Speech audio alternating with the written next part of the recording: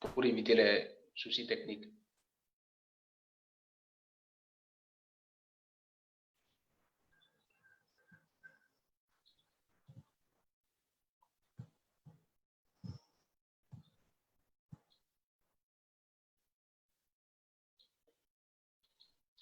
Cette prestigieuse assemblée nous lance un message hors du commun.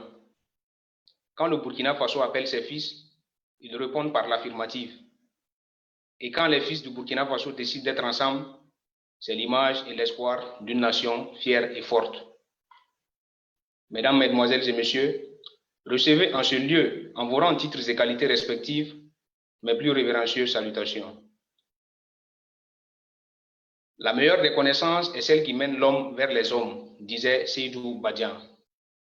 Chers auditeurs, vous conviendrez à travers cette sagesse africaine qu'une seule main ne ramasse pas la farine. Par conséquent, que l'union fait la force. L'AEBT est ainsi donc né de cette sagesse. Ce qui est important, disait François-René de Chateaubriand, c'est ce qui reste une œuvre dans la mémoire des hommes. Aujourd'hui, demain et à jamais, le travail battu par nos aînés restera indélébile pour toutes les générations d'étudiants burkinabés en Turquie. Nous vous faisons la promesse solennelle d'emboîter vos pas, de sorte à laisser à la prospérité une génération, association digne de ce nom. Par ailleurs, s'il est vrai que Dieu passe par l'homme pour faire l'homme, chers aînés, permettez-moi de vous dire que Dieu est passé par vous pour faire de l'AEBT ce qu'elle est. Notre reconnaissance est sans égale et notre gratitude sans équivoque. L'AEBT a pour objectif, tout comme les autres associations, amis et sœurs d'ailleurs, d'unir, de renforcer nos liens de fraternité et de représenter avec honneur et fierté notre vieux et beau pays plein d'histoire et de civilisation, le Burkina Faso. Permettez-moi par ailleurs de saluer le leadership du président de l'AEBT, M. Abdul Fattah Sanogo, et l'ensemble de son cerveau collectif qui forme le bureau exécutif de notre association pour leur abnégation, leur ardeur et leurs efforts d'optimisation de la situation des Burkinabés de Turquie. Aujourd'hui, plus que jamais, je dis, j'affirme, je redis tout en confirmant que nous devons faire corps avec ce bureau, les soutenir du mieux que nous pouvons dans l'intérêt supérieur de notre association que nous aimons tous. Avant de rentrer dans le vif du sujet, dirigeons ensemble nos pensées et nos prières à la patrie mère. Une pensée spéciale à nos forces de défense et de sécurité qui se battent en tout lieu, en toutes circonstances et même contre vents et marées pour lutter contre la division de la grande famille. Paix à l'âme de nos hommes forts qui ont préféré la mort que de voir un Burkina sans honneur. Son Excellence, Monsieur l'ambassadeur du Burkina Faso en Turquie, chers représentants de la mission diplomatique du Burkina Faso en Turquie, Monsieur le commissaire général des débats et d'art oratoire du Burkina Faso, Monsieur le président de l'AEBT, Monsieur le président des différentes associations amis et sœurs, chers délégués du Conseil supérieur des Burkinabés de l'extérieur, distingués invités, chers amis. Ce jour 20 juin 2020 marque la deuxième séance de la 4e édition de la traditionnelle journée de leadership sous le thème Connectivité entre leadership, jeunesse et développement. Sans plus de pourtour, de détour et de contour, allons ensemble à la découverte du thème du jour. Étudiants burkinabés à l'extérieur, quelle contribution à l'édifice national et moyens d'intégration dans le secteur privé après les études? Vu l'importance de ce sujet, il est tout à fait judicieux que nous y portons notre dévolu. Mesdames, Mesdemoiselles et Messieurs, c'est un messieur au CV très étoffé que nous recevons ce soir. Par ailleurs, c'est un réel plaisir pour nous de bénéficier aujourd'hui de ce partage de connaissances, de conseils qui nous aideront à mieux nous édifier pour le futur.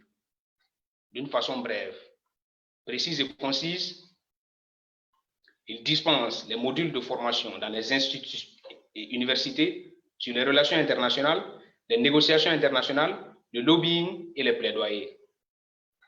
Il est expert consultant, facilitateur. Il a été expert consultant, facilitateur sur plusieurs études de mission d'évaluation au Burkina Faso avec les ONG nationales et organisations étrangères en tant qu'expert consultant et facilitateur local sur les thématiques liées à la sécurité, à la prévention des conflits, à la consolidation de la paix, à la cohésion sociale, au terrorisme, à la prévention de la radicalisation et de l'extrémisme violent. Il a une très bonne connaissance des acteurs intervenant dans les domaines de la sécurité, de la radicalisation, de l'extrémisme violent, de l'humanitaire au Burkina Faso et dans les pays du G5 Sahel. Il a fait un travail de recherche en 2012 sur la géopolitique du terrorisme dans la bande sahélo-sahélienne. Il est diplomate de formation. À l'heure où je vous parle, il est expert, consultant, formateur, conférencier dans le domaine de la gouvernance et de la décentralisation, de la prévention des conflits, de la paix, de la cohésion sociale, de la sécurité, du terrorisme, de la radicalisation et de l'extrémisme violent et dans l'action humanitaire. Il est le fondateur de l'Institut des stratégies et des relations internationales du Burkina Faso. Il est parfaitement trilingue, notamment le français, l'anglais et l'espagnol. Il est M. Oumarou Paul Kwalaga. Je vous demande d'activer vos micros et d'évasionner M. Oumarou Paul Kwalaga.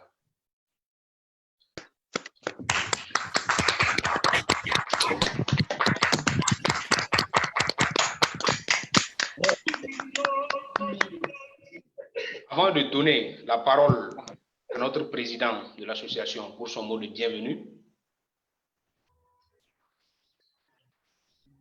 avant de donner la parole au conférencier du jour pour le début de la conférence, nous allons donner la parole au président de l'AMT pour son mot de bienvenue, M. Abdel Fattah Sanogo.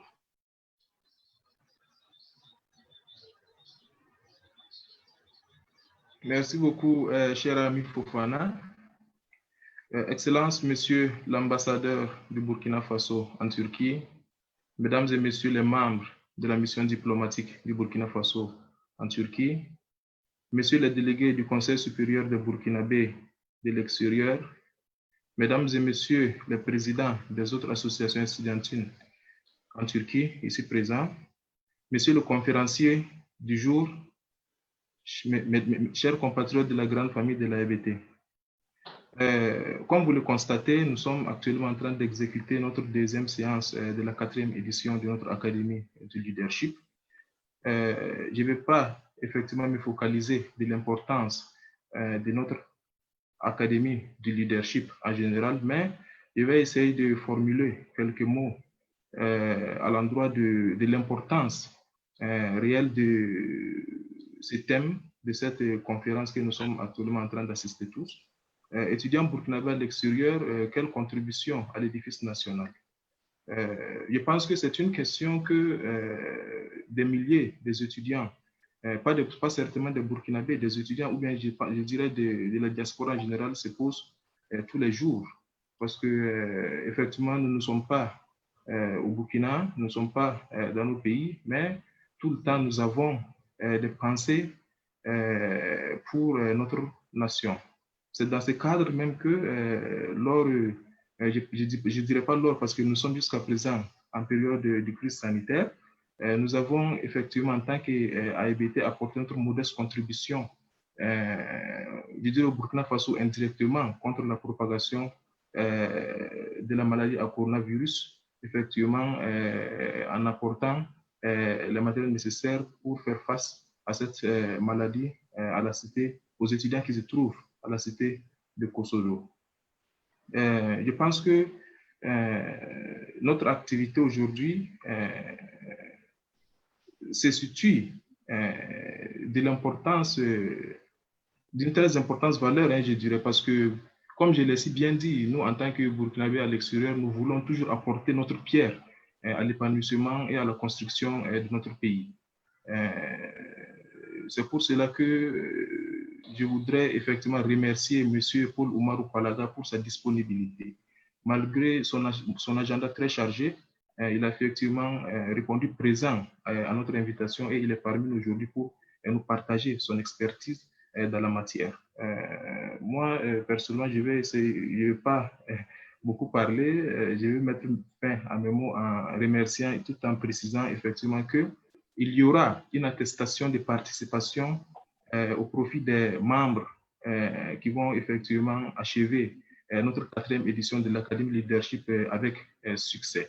Le comité est en place pour effectivement déterminer les personnes qui vont achever notre Académie du leadership avec succès, tout en rappelant que le 27 juin, nous aurons un ancien membre de l'AEBT, M. Kadri Sawadou, qui va nous présenter effectivement lui aussi de son expérience, parce que bon, après les études, il est rentré au Burkina Faso, il a créé son entreprise.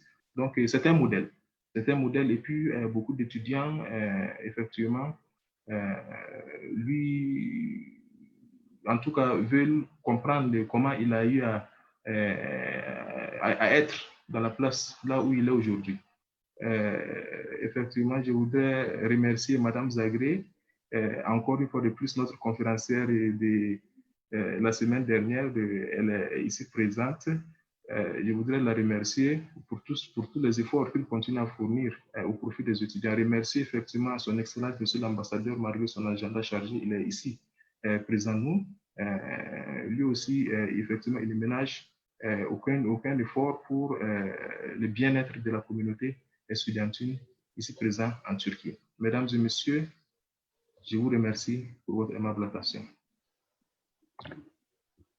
Monsieur le Président de l'AEPT, merci pour ces mots. Alors, sans plus tergiverser, je pense que nous allons donner la parole au maître du jour, au conférencier du jour, pour qu'il nous détaille le thème du jour, à savoir étudiants burkinabés à l'extérieur, quelle contribution à l'édifice national et moyens d'intégration dans le secteur privé après les études. Sans trop de démarches protocolaires, M. Oumarou Paul Koualaga, vous avez la parole. Alors, je voudrais déjà dire bonjour aux uns aux autres, remercier les organisateurs de cette importante rencontre pour l'opportunité qui m'est donnée depuis le Burkina Faso de m'adresser à d'éminentes personnalités. J'ai dû entendre ici et là la présence de son Excellence, Monsieur l'ambassadeur du Burkina Faso en Turquie. Donc, depuis Ouagadougou, je lui adresse mes salutations les plus cordiales. Je voudrais remercier le président de l'association des Burkinabés en Turquie et remercier le modérateur, remercier l'ensemble des participants pour cet honneur. Donc, je vais essayer à mon tour de partager avec vous quelques informations, c'est comme ça qu'il faut le prendre, parce que c'est un thème évidemment qui est d'actualité, il est pertinent, un thème qui touche aux migrations internationales. Nous allons essayer d'apporter quelques pistes de réflexion et après, peut-être que les échanges vont nous permettre de mieux approfondir ce que nous avons préparé. Donc, je me situe dans un esprit de facilitation, de présentateur d'une communication qui va certainement prendre 10 à 15 minutes en gros. Et puis après, le débat va être relancé. Alors, j'ai tout de suite accepté de m'entretenir avec les participants sur ce thème parce qu'il est intéressant, d'abord parce qu'il est pertinent et parce que moi-même également, j'ai eu la chance aussi parfois d'avoir effectué des études à l'extérieur. Et donc, je comprends parfaitement pourquoi ce thème est assez intéressant et pourquoi on doit en débattre, surtout qu'aujourd'hui, on sait que le monde de l'emploi se fait de plus en plus, je veux dire, il est saturé. Non seulement il est saturé parce que les attentes souvent sont focalisées sur l'administration publique, c'est assez légitime, mais il y a également d'autres possibilités de pouvoir servir son pays, que ce soit au niveau social ou au niveau économique. Et j'allais dire en un mot, pas seulement au niveau de l'État ou avec les organisations étatiques, mais avec également des acteurs ou des organisations non étatiques.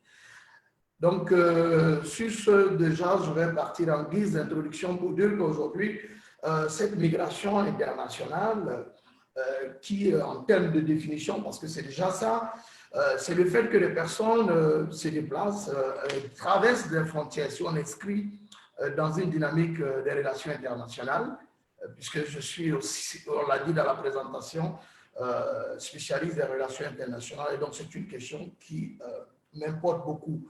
Ça peut être de façon temporaire ou permanente dans un autre pays autre que son pays de résidence. Donc évidemment, tous ceux qui sont en Turquie pour certaines raisons, notamment pour des études, font partie de ce que nous appelons les migrants internationaux. Il est aussi intéressant peut-être à ce stade-là également de déjà donner quelques chiffres pour vous donner une idée un peu de l'importance de cette migration internationale qui contribue à la fois au développement économique et social pour nos États respectifs, mais pour l'ensemble de la communauté internationale.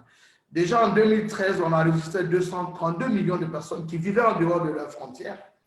Donc, vous imaginez un peu le nombre de personnes, si on prend la population mondiale. 3% de cette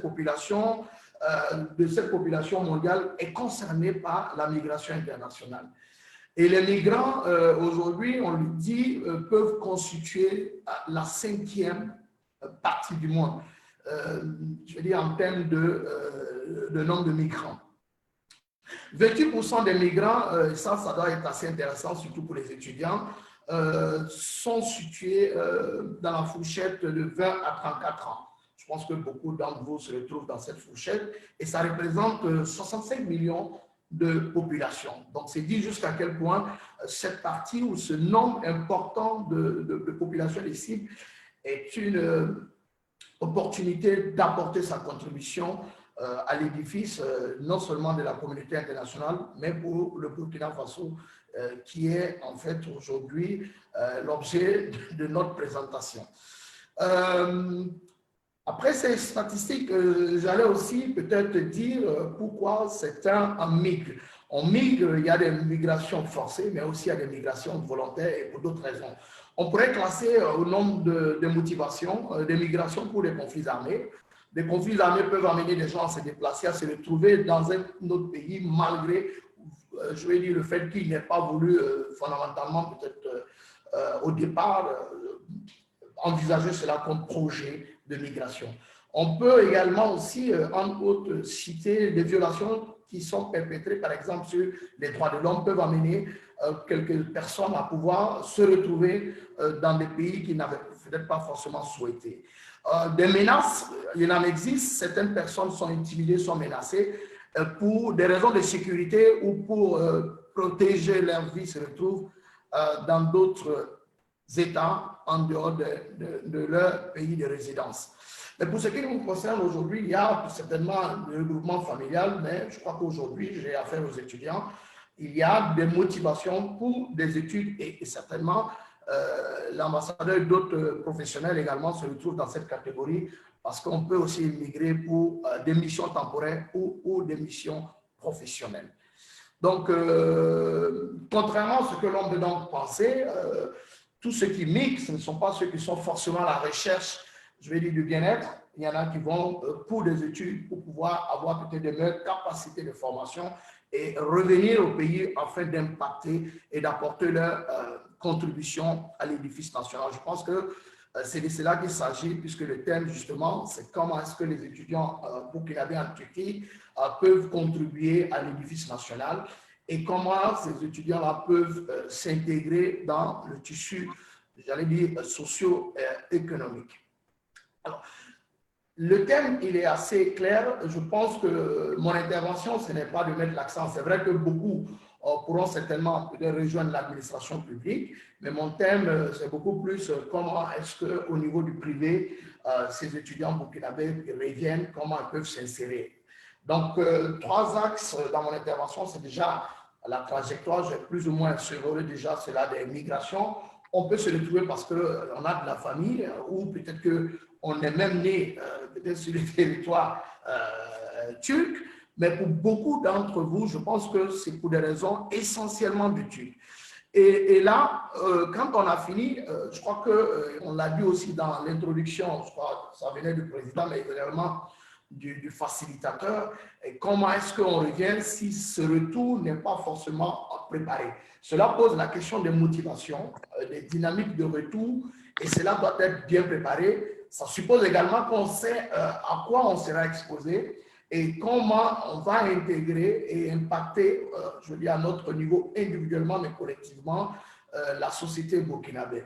Pour cela, comme je l'ai dit, puisqu'il s'agit du secteur privé, je prendrai peut-être quelques exemples ça et là, notamment avec quelques filières, puisqu'il s'agit notamment, comme on a dit, qu'il y a beaucoup plus de personnes qui sont dans les sciences sociales, peut-être aussi humaines, mais ça n'exclut pas également que ce que je vais dire également concerne les autres filières hein, qui sont aussi, je vais dire, parmi les participants qui pourraient également tirer quelques pistes de réflexion de notre présente communication.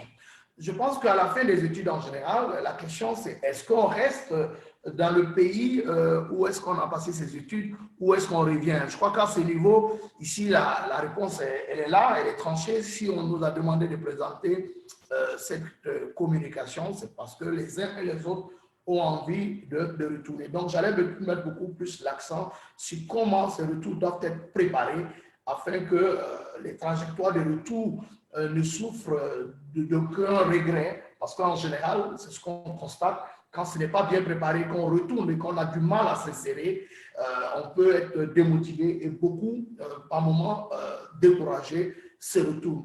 Les raisons, on peut les expliquer ça et là, souvent parce que les formations qu'on a acquises à l'extérieur sont souvent des formations très techniques et qui peuvent ne pas forcément avoir, je vais dire, immédiatement preneur.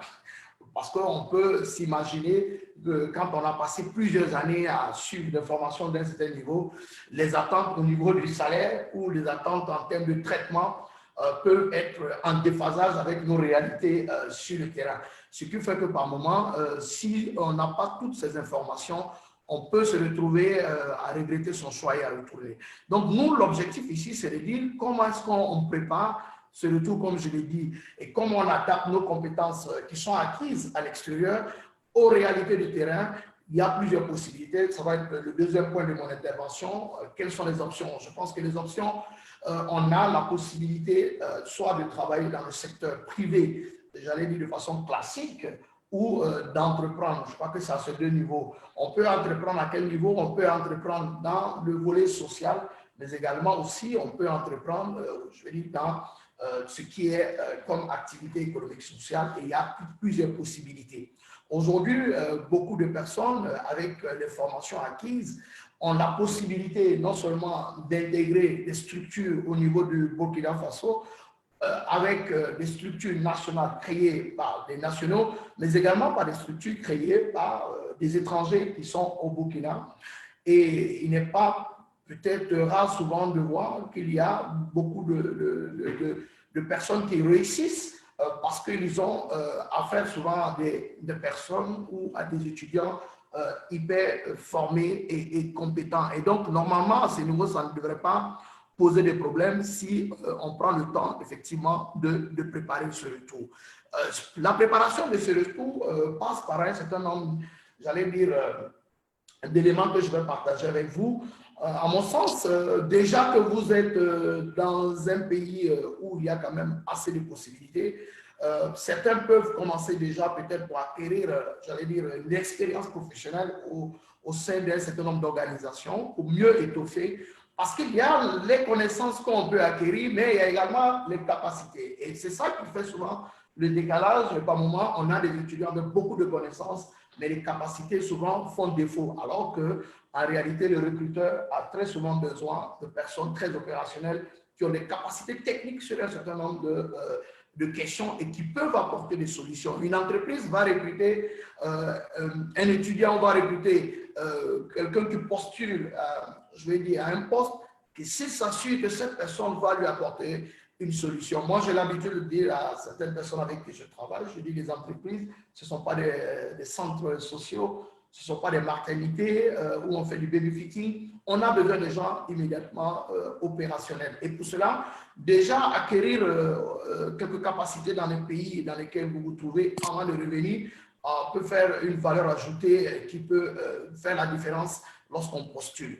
Avoir une première expérience professionnelle donc en Turquie, avant de rentrer au pays, à travers des stages ou à travers certaines initiatives, que ce soit dans le milieu social ou dans des ONG à caractère humanitaire ou de développement, peut être un atout quand on rentre, parce que déjà, on a pu avoir quelques outils, parce que c'est de ça aussi qu'il s'agit. Le renforcement des capacités permet d'avoir des outils qui nous permettent tout de suite d'impacter et de faire de la différence. Pour certains qui ont l'avantage de venir régulièrement au Burkina pendant les vacances, il serait intéressant dans la perspective de ce retour, d'envisager de faire, par exemple, quelques stages au sein de certaines structures au pays, donc déjà de faire des demandes de stage et commencer déjà à s'imprégner déjà de certaines réalités, et ça nous permet forcément au retour d'ajuster ce qu'on avait peut-être comme projection avec les réalités et ça nous permet d'envisager un retour, j'allais dire, un peu plus gagnant avec un peu d'expérience tout en sachant que ce qu'on a ou ce qu'on avait peut-être envisagé peut être en décalage avec ce qu'on a. Et ça nous permet de réajuster avant de terminer forcément, je dis, nos études et d'envisager un retour. On peut créer sa propre structure, on l'a dit, l'initiative privée aujourd'hui, c'est un secteur porteur, mais là, ça demande également qu'on puisse créer ou entreprendre, ne pas faire comme tout le monde, aller dans un secteur dont on est sûr qu'on a de véritables capacités, qu'on a une très bonne vision et qu'on a une mission à accomplir. Parce que très souvent, tout le monde veut entreprendre, mais tout le monde n'est pas entrepreneur. Et souvent, on fait comme les autres, on fait du copier-coller. Et c'est souvent très dommage parce qu'il y aura des difficultés certainement dans votre vie d'entrepreneur ou dans l'entrepreneuriat, j'allais dire de façon plus globale. Et si on n'est pas très préparé, on n'est pas très mûr et qu'on n'est pas dans un domaine où on peut faire la différence, où on est compétitif, il est sûr que par moment, on peut très vite se décourager. Aujourd'hui, dans le domaine, par exemple, je vais dire de l'entrepreneuriat, je m'arrête sur cet aspect, il y a beaucoup de secteurs aujourd'hui qui sont assez porteurs. Je pense que la formation aujourd'hui, nous sommes en train de faire une formation, je vais dire une réunion via Zoom. Le télétravail aujourd'hui a imposé des nouvelles réalités, des nouveaux comportements, qui fait qu'aujourd'hui, c'est un secteur qui est assez porteur. Pour ceux qui sont dans, je vais dire, les télécommunications, qui sont dans l'informatique ou sont dans d'autres secteurs, peuvent envisager d'investir dans ces secteurs. Il y a, en dehors de ces secteurs, d'autres secteurs assez porteurs. J'allais dire aujourd'hui, on peut envisager que l'expérience que vous avez, par exemple, aujourd'hui, les réalités au niveau de la Turquie sur le volet de l'immobilier peut être assez intéressant. On peut peut-être se constituer en 2, 3, 4. Essayez de voir déjà ce qu'elle fait là-bas et aussi copier, j'allais dire, mais l'adapter normalement parce qu'aujourd'hui, on sait que tout citoyen aspire forcément à avoir un toit et c'est une demande qui est assez forte au niveau du Burkina Faso. Au niveau des finances, je pense qu'aujourd'hui, il y a une tendance effectivement à encourager les uns et les autres à investir et c'est un autre secteur qui est assez porteur et je pense que ceux qui sont dans ce domaine ou qui sont intéressés par l'investissement, par les finances ou dans d'autres activités, ou même la comptabilité, peuvent également fouiller et envisager peut-être d'apporter un petit plus. Parce que ce qu'on demande au finish, c'est la valeur ajoutée, ne pas faire comme tout le monde. On peut être dans le même secteur d'activité, mais avoir, je vais dire, quelque chose qui impacte parce qu'il y a une valeur ajoutée. Au niveau des associations, je crois qu'aujourd'hui, le Burkina, malheureusement, et en proie à une crise sécuritaire aiguë qui a forcément entraîné, et ça on le sait, une crise humanitaire. Donc le domaine de l'humanitaire aujourd'hui est un domaine qui recrute énormément au Burkina. Donc si vous avez une expérience déjà acquise au niveau de la Turquie dans le domaine de l'humanitaire, ça pourrait forcément intéresser les organisations internationales qui recrutent dans ce sens, parce que chaque jour qui passe, il y a beaucoup d'offres d'emploi dans ce secteur. Maintenant, à titre d'initiative privée, si vous créez votre organisation, vous avez le choix d'aller dans le secteur de l'humanitaire ou même dans le développement. Je crois qu'avec les capacités des uns et des autres, mais avec une très bonne dynamique, avec des projets très bien préparés, aujourd'hui, il y a beaucoup plus, je vais dire, une envie de compter sur les acteurs non étatiques, je parle notamment des associations, qui ont souvent des projets très porteurs et les organisations internationales ou, j'allais dire, les associations d'une certaine envergure, si vous vous présentez comme un acteur qui est très sérieux mais très professionnel, je pense que c'est une très bonne niche aussi à présenter. Donc, on peut envisager à 2, à 3, déjà de voir dans quel secteur on peut investir en termes d'association. Et tout ceci pour dire que les débouchés, ça c'est la troisième partie, les opportunités existent. Il suffit simplement de bien préparer son retour en prenant en compte les quelques conseils que j'ai donnés, surtout de ne pas attendre à la dernière minute, mais de s'informer régulièrement et de savoir qu'est-ce qu'on a comme possibilité et qu'est-ce qu'on peut réajuster. Ça peut forcément faire un retour gagnant. Voilà un peu déjà en guise de première présentation ce que je voulais partager avec vous et dire qu'en conclusion, aujourd'hui plus que jamais, les étudiants burkinabés qui se forment à l'étranger ne devraient pas, je vais dire, se déconnecter des réalités locales, doivent s'informer régulièrement et veiller à voir quelles sont les niches auxquelles, par exemple, ces étudiants peuvent voilà, investir, voilà, pour aussi apporter leur contribution, pas forcément, en général, avec l'État. On sait qu'il y a des concours qui sont organisés, ce n'est pas aussi superflu de le dire. Si vous êtes prêt à participer à certains concours pour pouvoir intégrer l'administration publique, c'est une bonne chose également, mais il faut aussi tenir compte de votre âge, mais aussi peut-être des ambitions et surtout, j'allais le dire, de votre tempérament, parce que on sait qu'en général, quand on est bien formé dans l'administration, c'est pas fait de jeux, je le dis, souvent les interactions, c'est pas très difficile, surtout quand on pense qu'on a beaucoup de choses à porter et que d'autres personnes sont portées par en fait, d'autres dynamiques qui ne sont pas forcément les vôtres. Donc, je vous remercie et je pense que les échanges vont nous permettre de revenir sur un certain nombre de points. Voici succinctement ce que je voulais partager avec vous d'entrée de jeu dans cet échange que je trouve assez intéressant et pertinent comme choix et sujet du jour. Je vous remercie.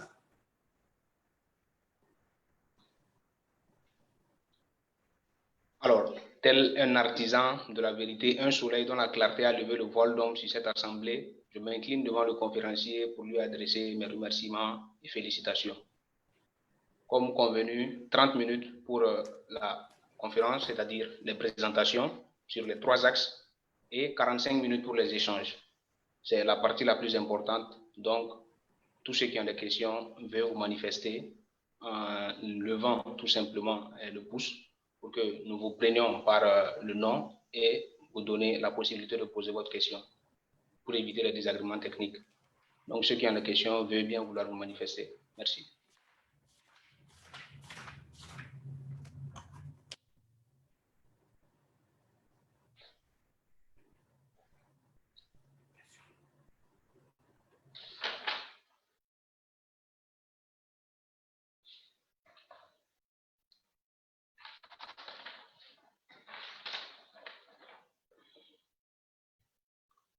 Alors, je pense que actuellement les gens sont en train de rédiger les questions, il n'y a pas de problème. Tout ce qu'on doit retenir, d'abord, je ne vais pas faire une conclusion, c'est-à-dire un résumé de ce que le conférencier nous a dit, mais nous allons un peu nous appesantir sur cette citation de Abdoulaye Wade qui nous dit que « Dis-moi quelle jeunesse tu as, je te dirai quel peuple tu seras ». C'est très important. La jeunesse que nous sommes, nous devons comprendre que le devenir de notre nation passe forcément par nous. Le Burkina Faso ne sera que ce que nous voudrions qu'il soit. Nous attendons toujours les questions.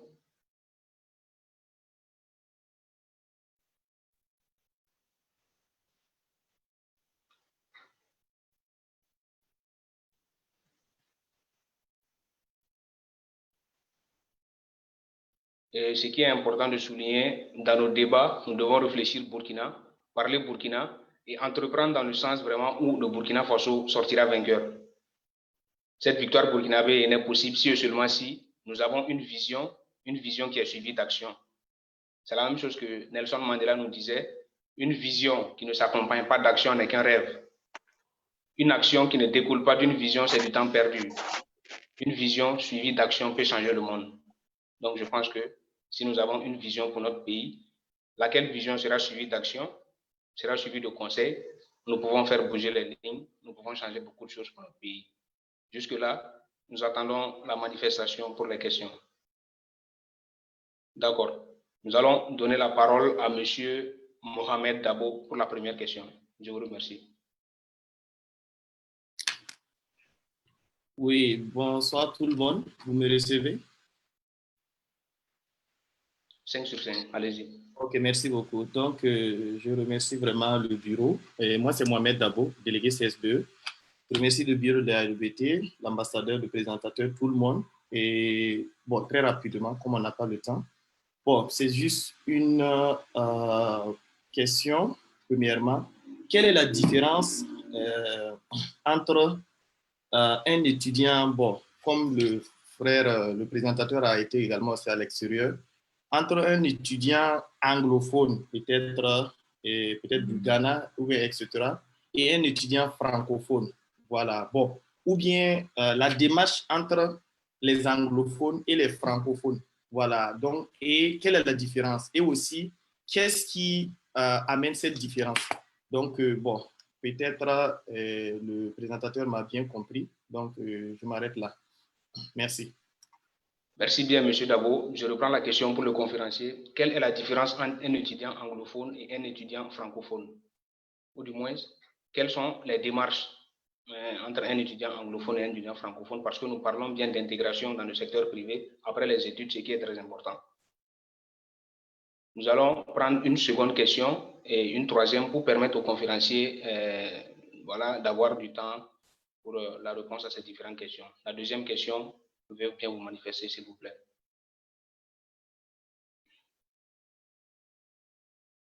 D'accord. Nous donnons la parole à Abdul Majidou pour la deuxième question. Je vous en prie.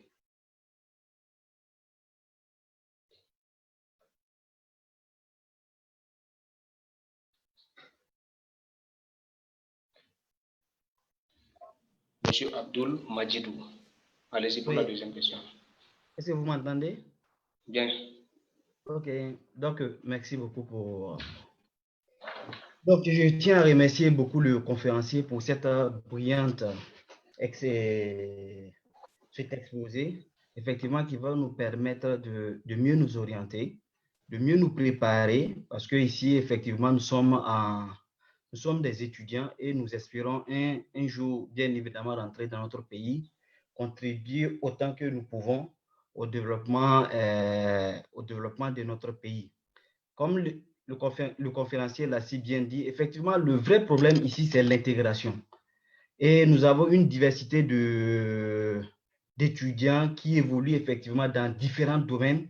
Et nous avons l'impression qu'aujourd'hui, spécialement, dès que vous finissez à l'extérieur et que vous rentrez au Burkina Faso, aujourd'hui, est-ce qu'on peut parler est-ce qu'il y a un mécanisme au Burkina Faso qui permet aux étudiants étrangers de mieux s'insérer, que ce soit dans le privé ou que ce soit dans le public? Est-ce qu'il y a un mécanisme qui est mis en place par l'État qui permet aux étudiants, non seulement en termes de financement, même de projet? Parce que des fois, l'étudiant peut avoir un projet et bien évidemment, il veut rentrer au Burkina Faso. Mais la vraie question qui se pose, effectivement, c'est la question de moyens. Non seulement les moyens financiers. Et pour avoir ces moyens financiers-là, effectivement, c'est un peu difficile. Est-ce qu'aujourd'hui, vous avez connaissance de ce genre de mécanisme-là qui permet aux étudiants de pouvoir bénéficier, d'une part, des crédits ou d'une subvention étatique ou privée qui va les permettre de mieux s'insérer à leur propre compte? Merci. Alors, pour être bref, précis et concis, M. Abdul Majidou parle du mécanisme d'intégration, c'est-à-dire le financement par l'État des projets des étudiants à la fin des études, parce qu'il a l'impression que c'est un peu compliqué, pour ne pas dire que le mécanisme n'y est pas. Alors, la troisième question, nous prenons M. Maxime Palais.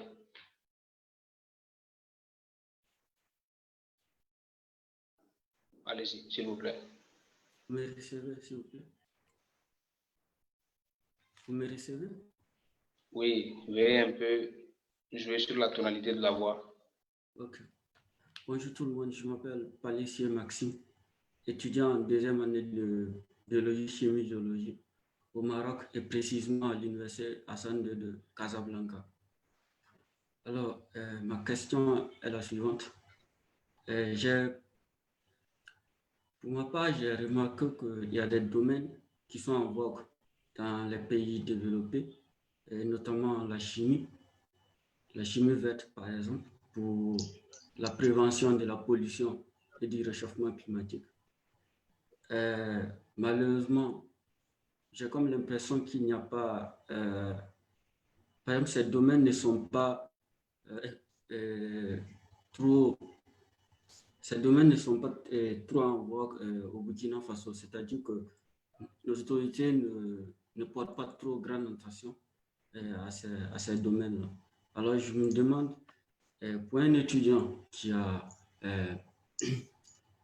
qui a la volonté de s'intégrer plus tard, de développer un tel projet, comment il fait pour s'intégrer si ce n'est pas trop une priorité au Burkina Faso? Merci. Monsieur Palais, tout comme Monsieur Madidou, ont l'impression que l'intégration n'est pas simple au Burkina. Et Monsieur Palais affirme qu'il y a de ces filières, notamment la chimie verte, qui ne sont pas en vogue, alors qu'il n'y a pas une filière qui est plus importante qu'une autre. Donc sa question, c'est tout simplement à savoir comment est-ce que se passe l'intégration de cette filière de chimie verte. Je répète une fois de plus, veuillez laisser fermer vos micros pour éviter les désagréments techniques. Donc, c'est toujours une question d'intégration concernant la chimie verte. Comment est-ce que se passe l'intégration pour cette filière au Burkina Faso, vu que c'est une filière qui n'est pas en vogue, d'après les impressions de M. Palais? D'accord.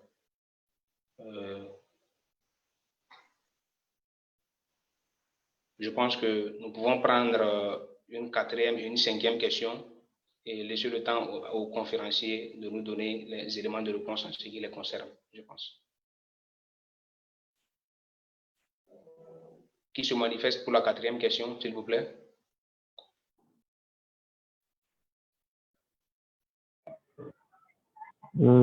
Puis-je poser ma question? J'ai levé ma main dans le box. D'accord. Monsieur Abdoul Koulibaly, allez-y, je vous en prie. Ok, merci bien. Tout d'abord, moi, je ne suis pas burkinabé, je suis ivoirien. Je suis Abdoul Koulibaly, président de l'association des étudiants ivoiriens résidant en Turquie. Donc, merci pour l'association des étudiants burkinabés en Turquie pour l'invitation. Ma question va aller dans le sens de la collaboration entre les jeunes africains francophones ou de l'Afrique subsaharienne. J'aimerais demander aux conférenciers comment il voit, comment selon lui devait être la collaboration entre les jeunes des pays francophones pour un développement meilleur de l'Afrique. Parce qu'aujourd'hui, on parle, certes, aujourd'hui, c'est les Burkinabés qui sont réunis ici, mais pour que le Burkina se développe, il faut bien que les pays limitrophes aussi se développent. Il faut bien pour que la Côte d'Ivoire se développe, il faut que le Bénin se développe. Donc, selon lui, quel mécanisme pourrait mettre en place les jeunes de l'Afrique subsaharienne, les jeunes de l'Afrique francophone pour un meilleur développement de nos pays? Quels sont les projets, selon lui, selon son expérience, vu que j'ai vu qu'il a résidé un peu en Côte d'Ivoire et à l'extérieur, selon lui, quels mécanismes peuvent mettre en place les jeunes au niveau de l'Afrique subsaharienne? Telle est ma question et merci pour votre invitation.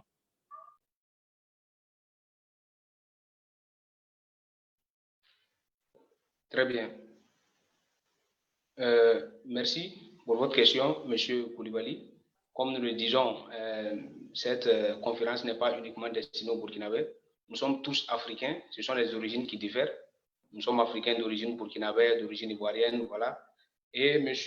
Koulibaly parle un peu du mécanisme, c'est-à-dire la collaboration des jeunes des pays francophones pour permettre un peu le développement de la zone subsaharienne, Burkina Faso, Côte d'Ivoire, Bénin, etc. Enfin, la cinquième question, nous prenons M. Zagré Zakaria. Je vous en prie. Alors, est-ce que vous me recevez? Bien. Merci bien et bonjour à tout le monde.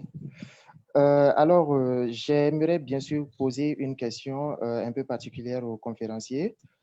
Ma question, elle est la suivante. J'aimerais bien savoir, dans une situation où nous vivons par exemple au Burkina Faso, nous avons plusieurs personnes, voilà, des familles qui sont un peu moyennes dans la mesure où tout le monde n'a pas cette possibilité de s'offrir le luxe, si je peux me permettre cette expression, d'aller étudier à l'étranger. Et pourtant, ces derniers ont la volonté d'y aller, mais voilà, les moyens font que ces personnes sont tellement limitées pour y aller.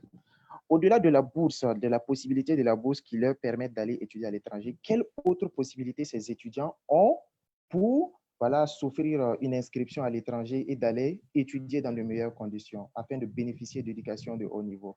Voilà, c'était juste ça ma question. Alors, je pense que cette cinquième question, elle est claire.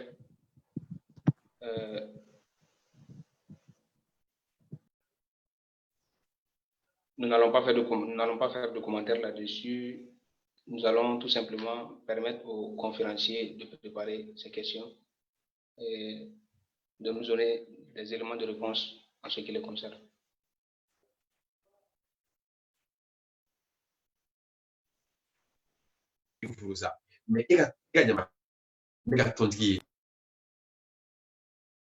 Alors, j'ai écouté avec beaucoup d'intérêt les différentes questions qui sont pertinentes les unes les autres.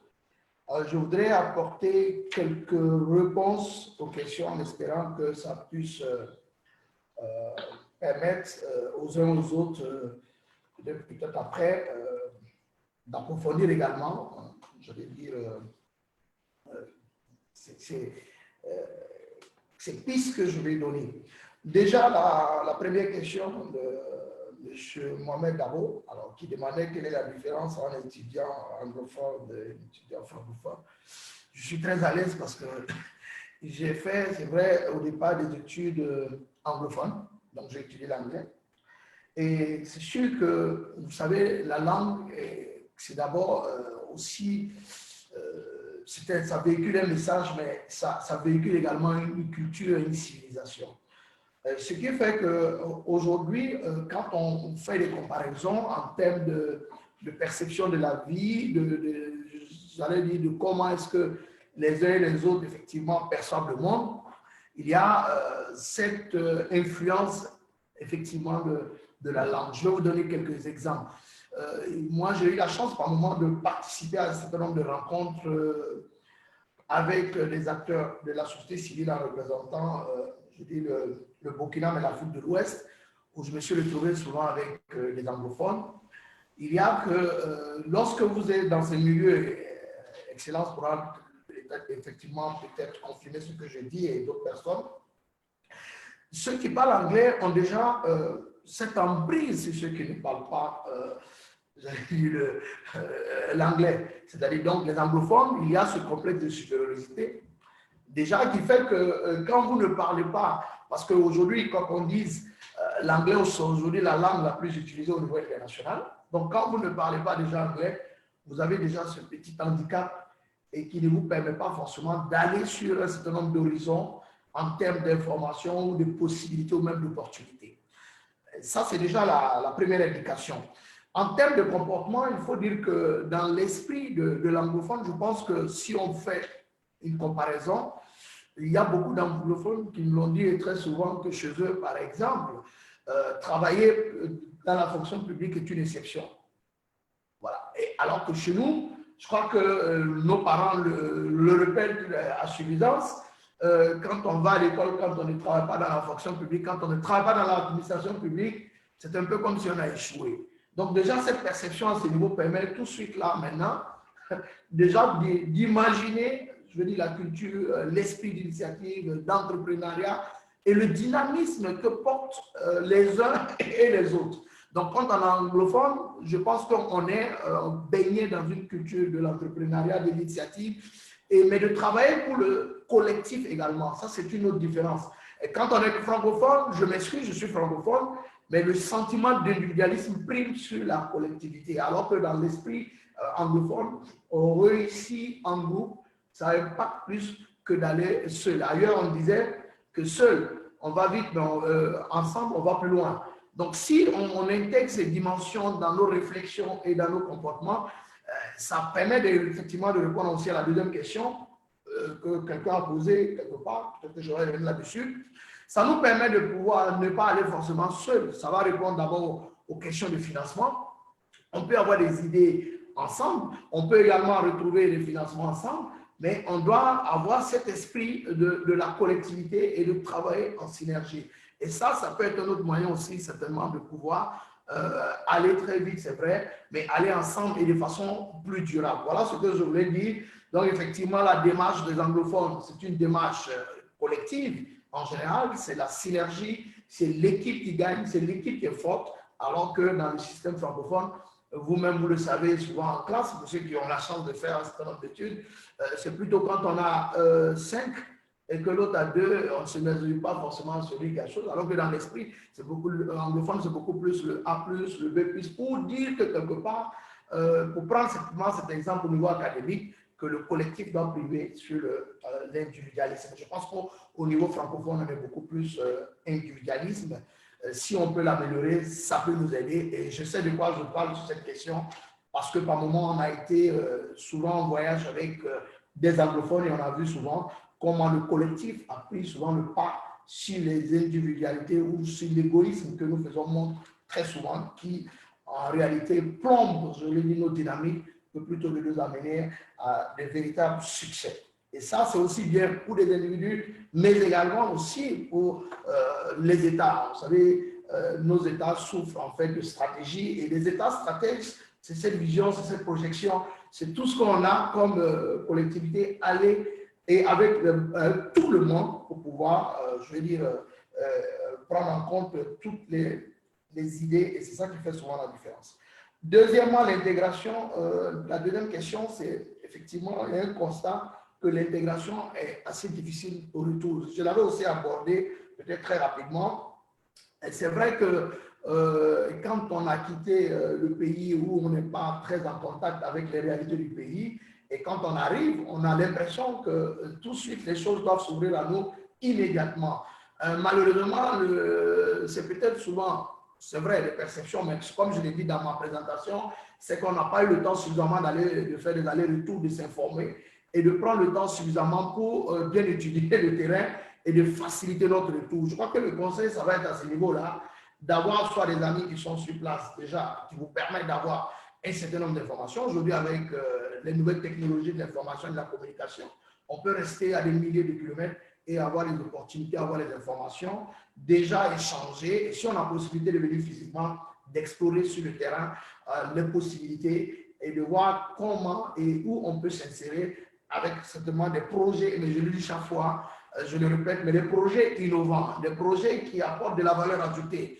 Parce que si c'est venir avec souvent des projets, et ça me permet d'aborder la troisième question qui, en réalité, ont du mal même parce que les projets ne sont pas pertinents. Vous allez avoir forcément des difficultés pour avoir des financements. Mais si votre projet apporte de véritables solutions, si votre projet va créer de la valeur ajoutée, si votre projet ou vos initiatives vont permettre de changer la vie de vos concitoyens, si ça va permettre de pouvoir apporter un plus qui n'existait avant, je crois qu'il y aura forcément des preneurs. Et aujourd'hui, il y a un certain nombre d'initiatives, je ne pourrais peut-être pas dire, il y a des fonds jeunes. Je pense que vous pouvez vous approcher ou aller sur le site du ministère de la Jeunesse.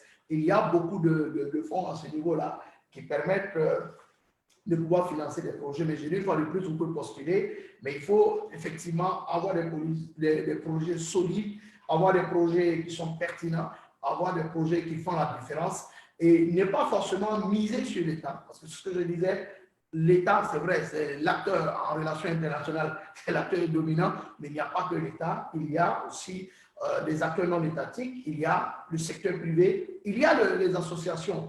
Moi, je suis souvent très surpris quand je change les uns les autres. Vous prenez l'image des jeunes Américains ou des Japonais, vous voyez, les volontaires qui viennent au Burkina, c'est un peu vrai aussi dans d'autres pays, mais quand ils viennent en mission, on peut le traiter comme, souvent on l'entend dire, je ne vais pas rentrer dans ce débat, de parler d'espionnage ou de quoi que ce soit, mais je pense que ces allers et retours où il est venu de venir connaître nos différents États et de s'informer leur permettre non seulement d'avoir de l'immersion dans certains nombres d'États, et de pouvoir avoir des idées, peut-être qu'ils n'avaient pas forcément chez eux.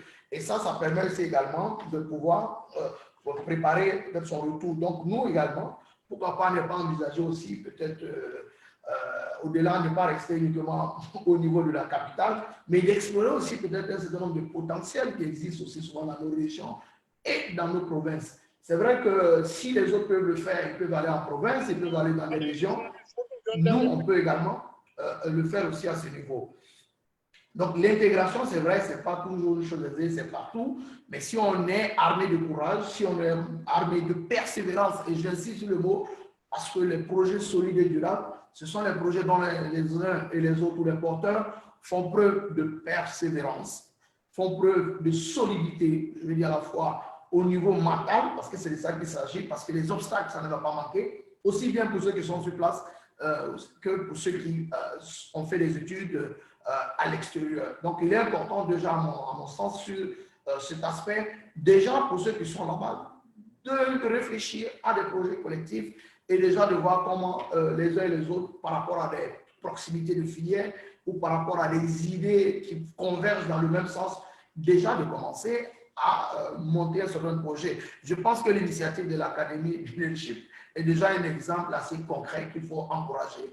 Et d'autres personnes également ou d'autres entités pourraient également s'en inspirer énormément pour pouvoir justement faciliter cette intégration. Je crois que cet exercice de cet après-midi rentre un peu dans cet ordre d'idée et je l'encourage vivement et il faut dupliquer ces genres d'initiatives et permettre aux uns aux autres d'avoir du retour et d'échanger avec les aînés.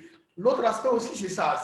Vous avez parlé en début de votre présentation des aînés et j'ai bien aimé ce clin d'œil aux aînés parce que les aînés également peuvent aussi, par rapport aux expériences qu'ils ont sur le terrain, vous guider. Ils peuvent être des mentors pour certains, ils peuvent leader certains, ils peuvent conseiller et ne pas penser qu'ici et maintenant, même si on a plein de talents ou on a du potentiel, qu'on peut faire des choses sans forcément les conseils, parce que l'expérience en la matière, c'est déterminante. Je crois qu'il y a une question qui a été posée aussi, je crois, sur la collaboration entre Burkinabé, Ivoiriens par exemple, ou au niveau de l'Afrique francophone. Ce sont des initiatives aujourd'hui à encourager. Je crois qu'au niveau de la francophonie, il y a ce genre d'initiative déjà. C'est au niveau multilatéral qui permet aux différents jeunes de présenter des projets qui peuvent se faire avec plusieurs nationalités. Mais tout près de nous, je crois que le traité d'amitié et de coopération, le TAC, je ne sais pas si vous en avez entendu parler, c'est un traité entre la Côte d'Ivoire et le Burkina. Je crois que les dernières éditions, il a été question, je crois qu'il y a des projets, il y a des fonds qui sont alloués justement aux projets qui seraient portés par des Ivoiriens, des jeunes Ivoiriens et des jeunes burkinabés à la fois. Donc, vous pouvez peut-être explorer cette piste et je pense que votre présence ici cet après-midi peut être un bon début de prise de contact pour voir avec d'autres jeunes burkinabés avec qui nous sommes sur la plateforme envisager des projets porteurs. La troisième question, c'était sur un secteur qui semble ne pas peut-être bien compris ou qui n'est peut-être pas une priorité au Burkina, qui est en fait qui a trait, je crois, à la prévention du réchauffement climatique, qui est en vogue ailleurs, mais qui malheureusement, c'est la chimie verte, je pense, et qui n'est pas encore bien intégrée au Burkina. Je ne suis pas très spécialiste des questions d'environnement, mais ce que je pourrais dire de façon plus générale sur cette question, je pense que quand vous avez la chance d'être dans un pays où il y a ce genre d'initiatives déjà qui sont en vogue, c'est à vous de beaucoup vous imprégner. Ça répond également à un aspect que j'ai abordé, de profiter de votre présence dans des États, mûrir vos projets, peut-être que d'ici là, les choses peut-être se présenteront sur le même auspices. Quand je fais 2 ans à Dakar, je fais une confidence. À l'époque, ça remonte déjà, j'allais dire, à une vingtaine d'années en arrière. À l'époque, on parlait de marketing au Sénégal, c'était déjà en vogue. Moi, j'ai soutenu sur un projet portant sur la stratégie marketing pour la promotion du FESPACO et du CIAO à l'époque. Mais je vous avoue que j'ai été sorti très découragé à l'époque. Parce qu'en ce moment-là, quand vous parlez de marketing, les gens se demandaient c'est quoi. Donc, du coup, vous imaginez, ailleurs, les gens étaient déjà en avance. Mais vous voyez qu'aujourd'hui, un peu partout, on a des départements marketing. Donc, souvent, peut-être qu'il fallait peut-être simplement persévérer. C'est la même chose au lieu des relations internationales.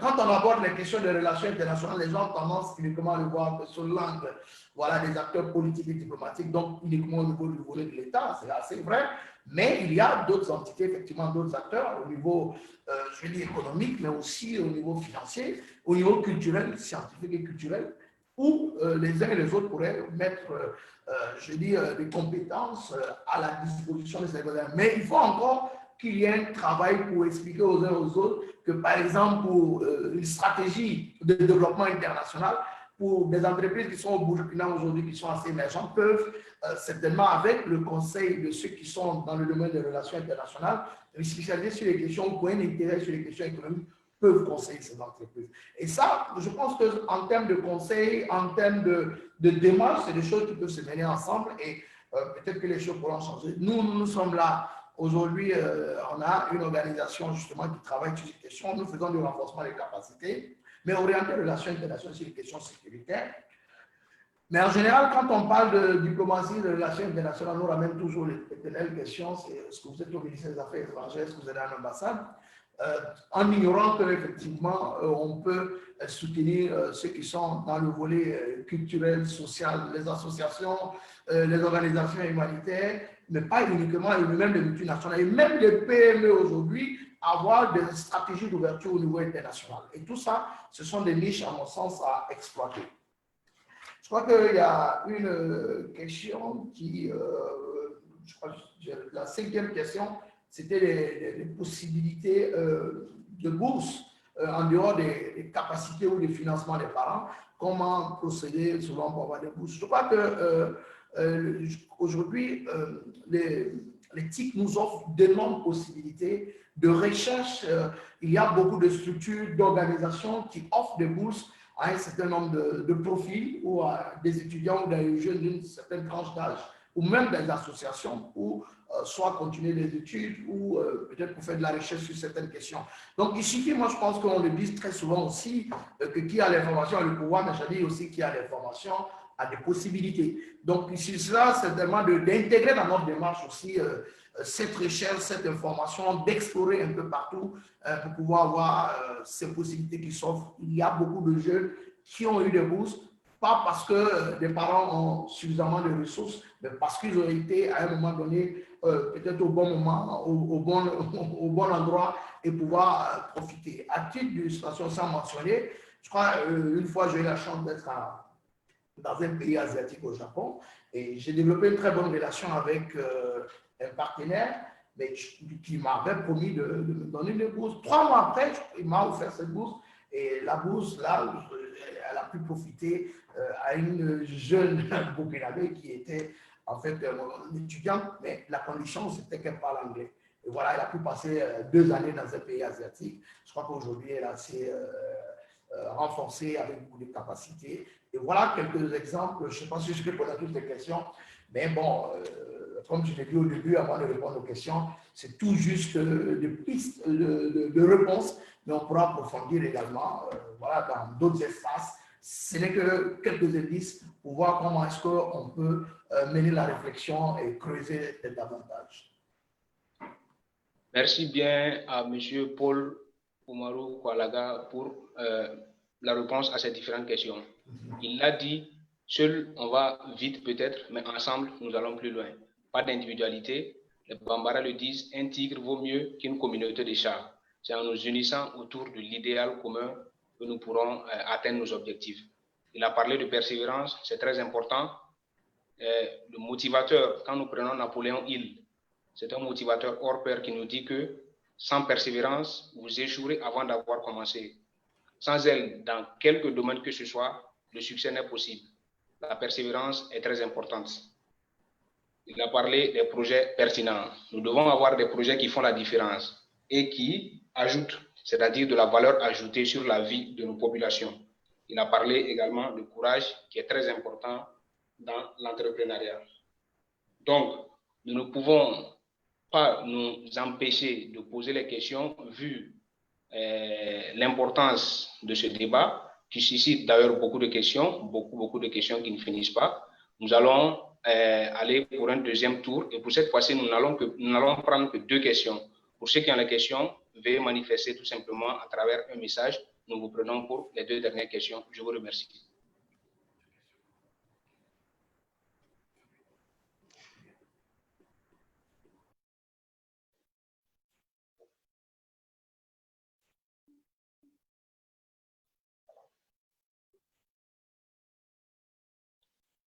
Monsieur le modérateur. Son Excellence, Monsieur l'ambassadeur. Voilà une petite intervention. Je vous en prie. Avant qu'on ne puisse continuer, effectivement, bonsoir à tous. Bonsoir, Monsieur l'ambassadeur. Mes remerciements vont à l'endroit de l'ensemble des étudiants pour ce courage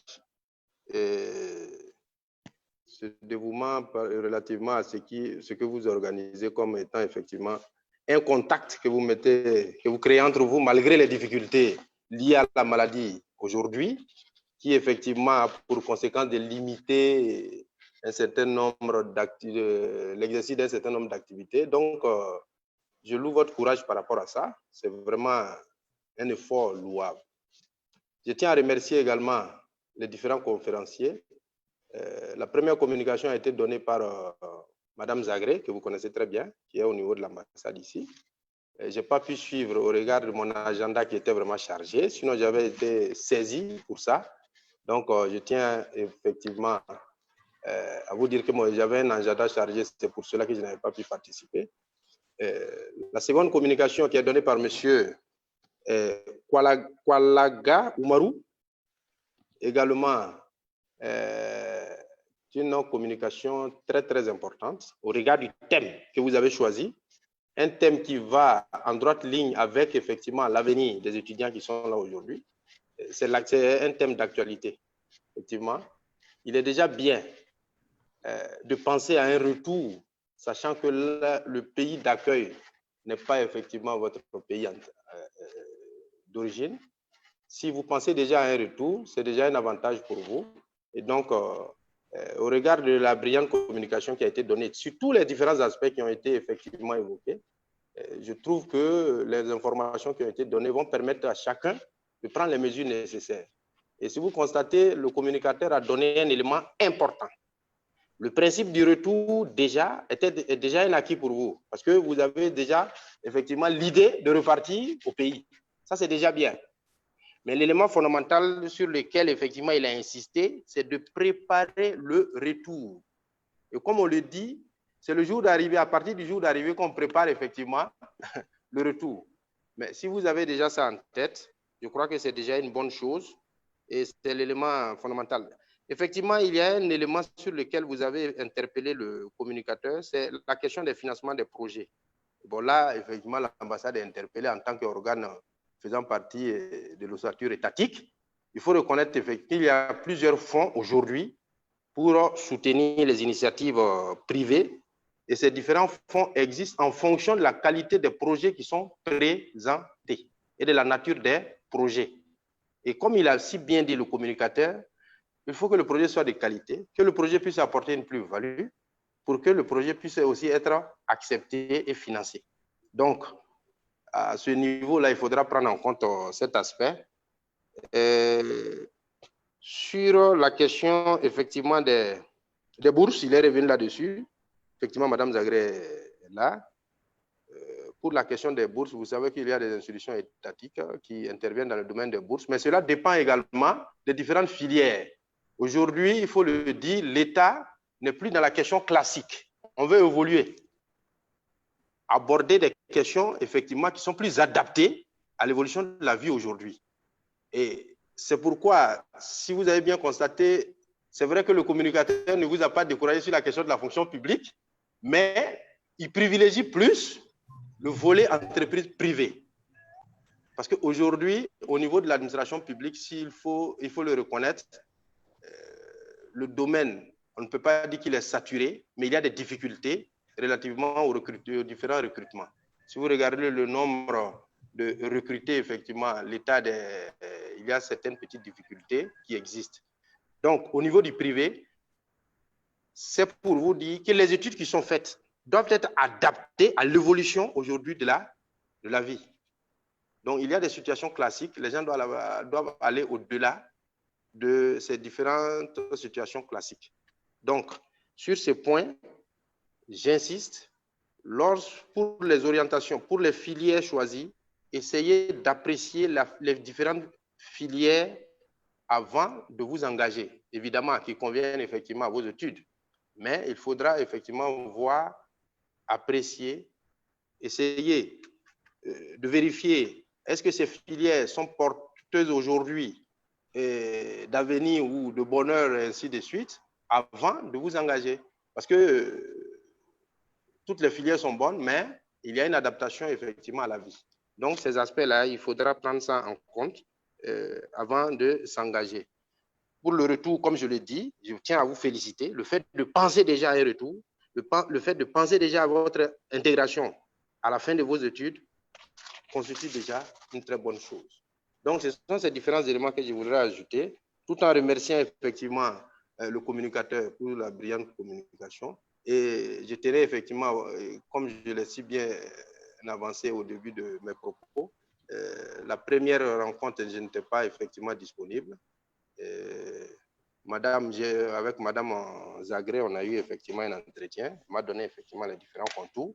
Et je tiens toujours à vous féliciter et à continuer effectivement dans ce sens-là. Et de vous dire que l'ambassade est toujours disponible à vous accompagner et dans vos différentes activités. Donc, pour le moment, c'est ce que je voudrais ajouter et vous encourager à continuer dans ce sens. Merci. Son Excellence, Monsieur l'Ambassadeur, merci pour ces informations que vous nous avez données et ces mots d'encouragement. Nous vous disons merci, c'est vrai, merci c'est un mot, mais ça ne sort de notre bouche que sous l'action d'un acte qui mérite de la gratitude. Toutefois que le bureau vous a approché pour des questions qui concernent la jeunesse, vous avez toujours répondu présent par l'affirmative. Nous vous remercions et nous vous souhaitons beaucoup de courage et beaucoup d'abnégation dans votre fonction. Alors, sans plus tarder, je pense que nous allons donner peut-être la parole au commissaire général des débats et d'art oratoire du Burkina Faso, qui est de la partie, pour qu'il nous dise quelques mots avant que nous continuions avec les deux questions. Monsieur Wanyam Ouedraogo, je vous en prie.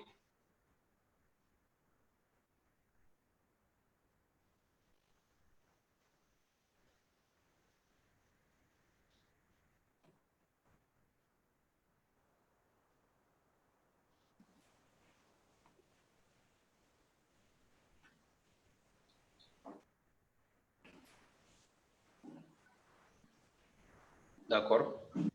En attendant que M. Ouedraogo prenne la parole, pour ceux qui ont des questions, veuillez bien vouloir vous manifester. Je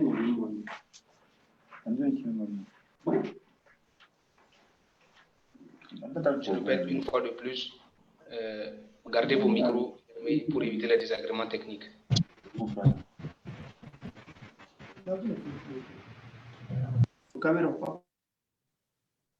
Monsieur Thomas Daké, vous avez la parole.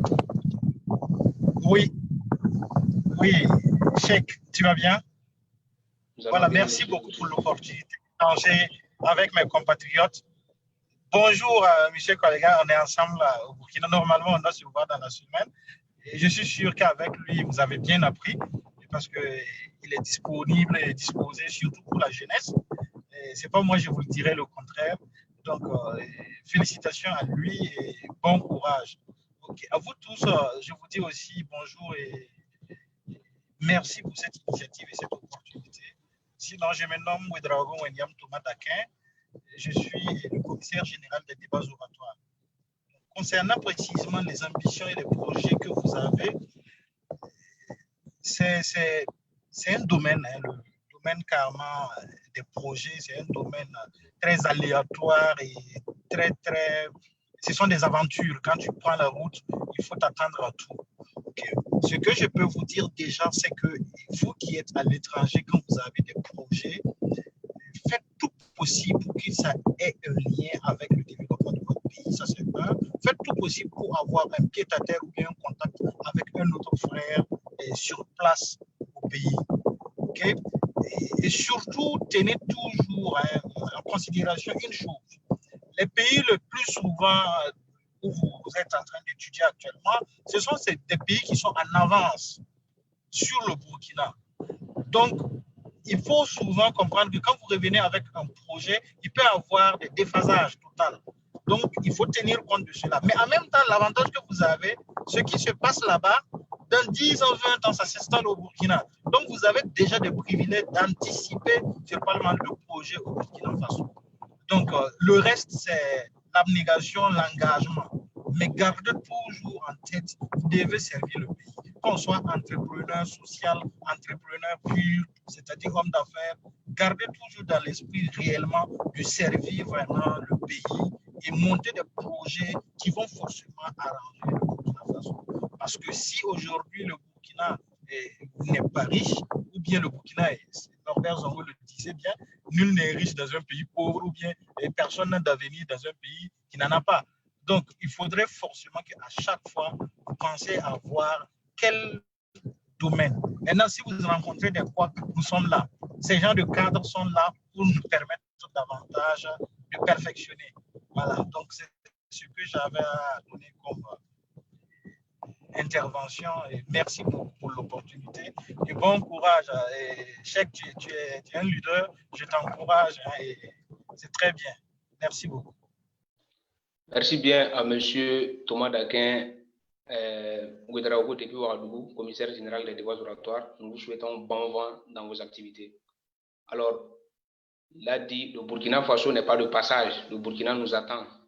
Donc, nous devons nous former, nous devons avoir des plans, une vision pour notre pays. C'est très important. Il a également parlé de Norvège Zongo. Et il nous a donné la citation de Norvège Zongo qui nous dit qu'on ne peut pas être riche dans un pays pauvre. C'est très vrai. Et Norvège Zongo nous dit encore, ma meilleure richesse, la vraie, la seule qui vaille la peine d'être recherchée pour un homme, surtout pour un responsable, c'est d'avoir une place dans l'histoire de son peuple et de n'en être pas exclu. L'âge d'un homme digne de ce nom ne devrait pas se calculer en années, mais en services rendus. Donc, à chacun de se débrouiller pour vivre. C'est très important. Alors, les deux dernières questions, pour ceux qui veulent poser les questions, j'ai déjà Monsieur Marcelin Bagré, je pense. La parole est à vous, je vous en prie. D'accord. Bonjour tout le monde. Vous m'entendez? Bien, allez-y. D'accord. D'abord, je remercie l'ensemble de nos compatriotes et l'association des étudiants burkinabés en Turquie pour cette belle initiative. Et je remercie aussi Monsieur le conférencier qui a bien voulu nous détailler cette question qui nous touche vraiment, qui nous concerne vraiment. Et j'avais une question, bon, c'est une question en deux, je vais dire. Donc, en fait, lors de votre réponse à la première question, vous avez dû souligner que la langue d'étude constitue en fait une culture. Et cette culture, en fait, impacte l'esprit de l'étudiant en question. Et nous savons tous qu'actuellement, les étudiants burkinabés sont un peu partout au monde et ils étudient dans des langues différentes. Et on aime dire aussi que la différence fait l'harmonie. Ma question est de savoir comment fédérer en fait ces différences linguistiques et par ricochet culturel pour une bonne participation à l'édification de la patrie mère. En ce qui concerne la deuxième partie de ma question, nous savons tous que la plupart du temps, les étudiants burkinabés à l'extérieur sont dans des pays en fait où la technologie, l'Internet est de pointe et cela nous offre une certaine facilité et on s'adonne vraiment avec des mesures souvent, je veux dire. Alors qu'on sait qu'au Burkina Faso, nous ne sommes pas trop avancés, je peux me dire, dans ces domaines-là. Donc, la question qui se pose, puisque nous envisageons un retour au pays, quelle stratégie d'apprentissage adopter en fait avec ces technologies de pointe au niveau des pays hôtes, de sorte à pouvoir bien s'intégrer et s'adapter aux moyens de bord disponibles dans notre pays, le Burkina Faso. Merci. Je vous en prie, Monsieur Bagré. Dis-moi quelle jeunesse tu as, je te dirai quel peuple tu seras. Monsieur le conférencier, nous sommes une jeunesse qui a une capacité linguistique, c'est-à-dire nous avons appris beaucoup de langues de divers horizons, le turc, le chinois, pour ceux qui sont en Chine, etc. Donc, nous avons vraiment soif de fédérer ces langues pour le développement du Burkina Faso. Donc, la question de M. Zagré s'articule autour de la fédération linguistique pour le développement de notre pays. Parce qu'on remarque que chaque langue, c'est une culture. Comment on peut fédérer ces cultures-là pour un objectif commun, c'est-à-dire le développement du Burkina Faso, la participation à l'édifice national. Alors, nous prenons la deuxième question et nous allons donner le temps aux conférenciers de prendre la parole pour ces éléments de réponse. La deuxième question qui se manifeste. La deuxième question, veuillez laisser un message pour que je puisse voir le nom.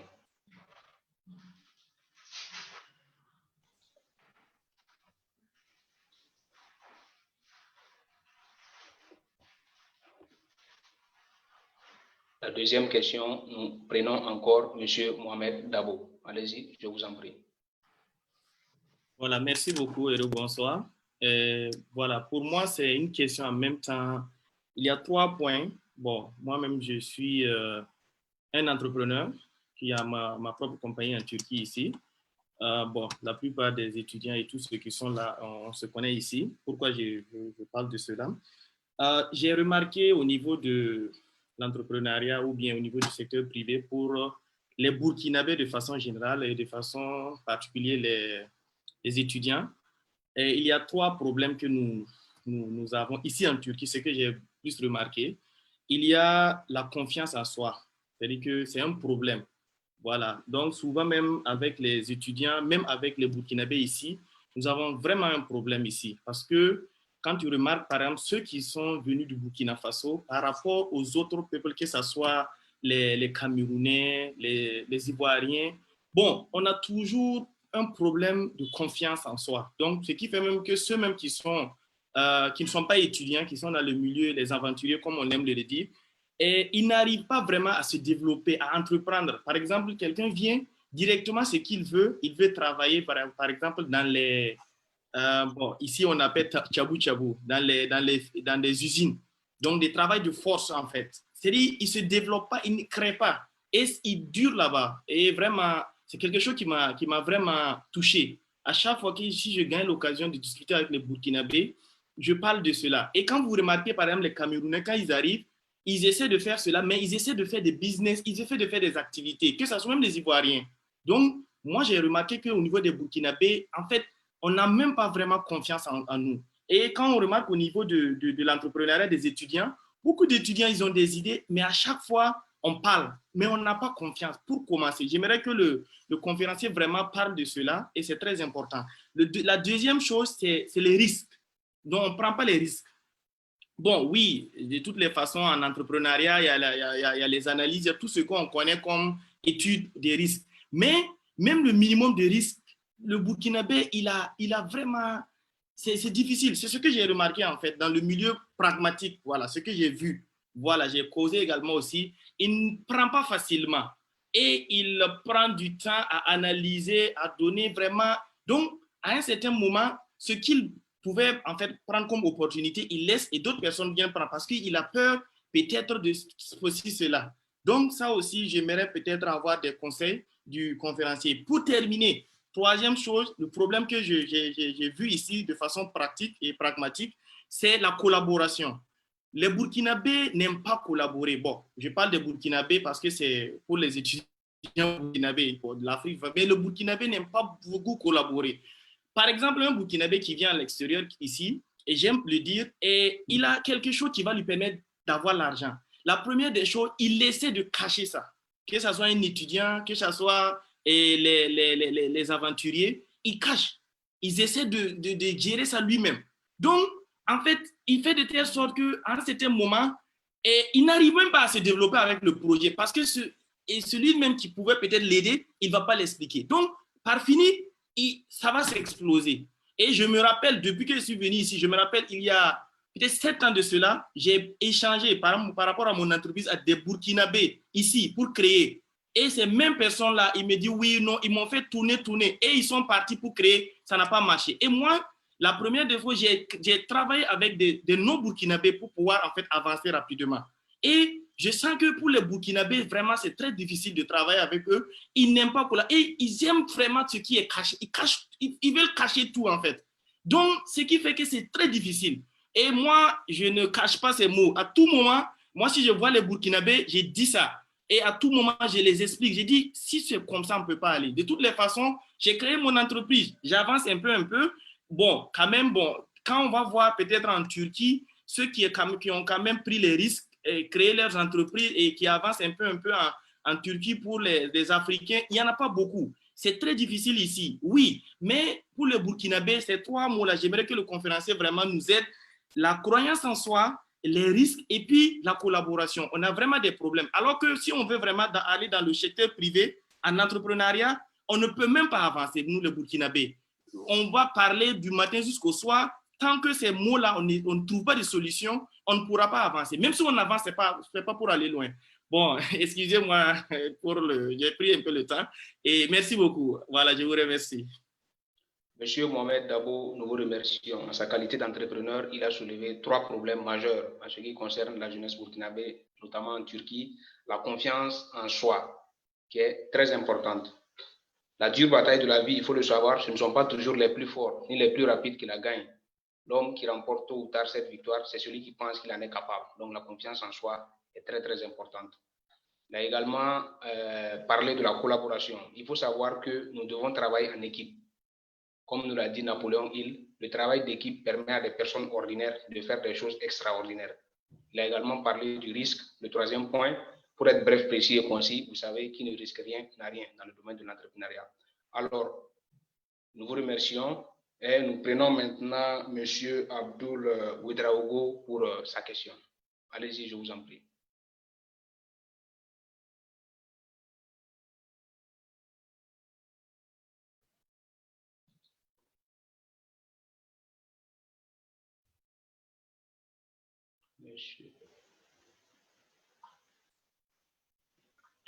Monsieur Abdoul Ouedraogo, Monsieur Moussa Ning, allez-y, je vous en prie. Merci beaucoup. Merci au conférencier. En fait, moi, j'ai une question qui rejoint un peu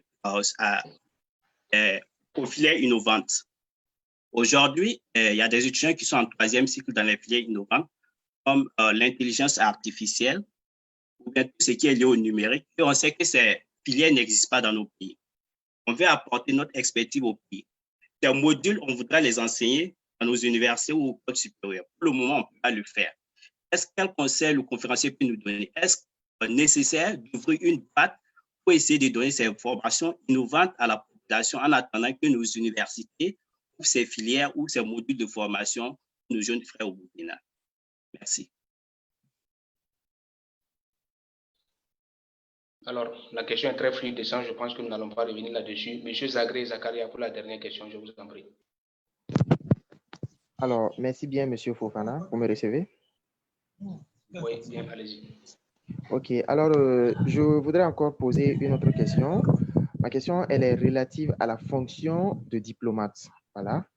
Une réalité que nous constatons au Burkina Faso, c'est que pour embrasser cette carrière de diplomate ou encore être, par exemple, conseiller des affaires étrangères, il est très, très fondamental et nécessaire de passer par un concours. Lequel concours, nous savons la réalité au Burkina, sur des milliers de candidats, on ne recrute la plupart du temps, chaque année que 5 ou au maximum 10. Voilà, ce qui n'est pas vraiment facile pour tout le monde. Je voudrais savoir, au-delà de ces concours que le Burkina Faso organise pour permettre à ces jeunes étudiants ou encore à ces jeunes diplômés de participer et afin d'embrasser la carrière de diplomate, quelle autre possibilité pour les jeunes, voilà, d'accéder à ces différents métiers ou encore quelle autre possibilité pour être diplomate en termes simples au Burkina Faso au-delà des concours? Merci bien, c'était juste là ma question.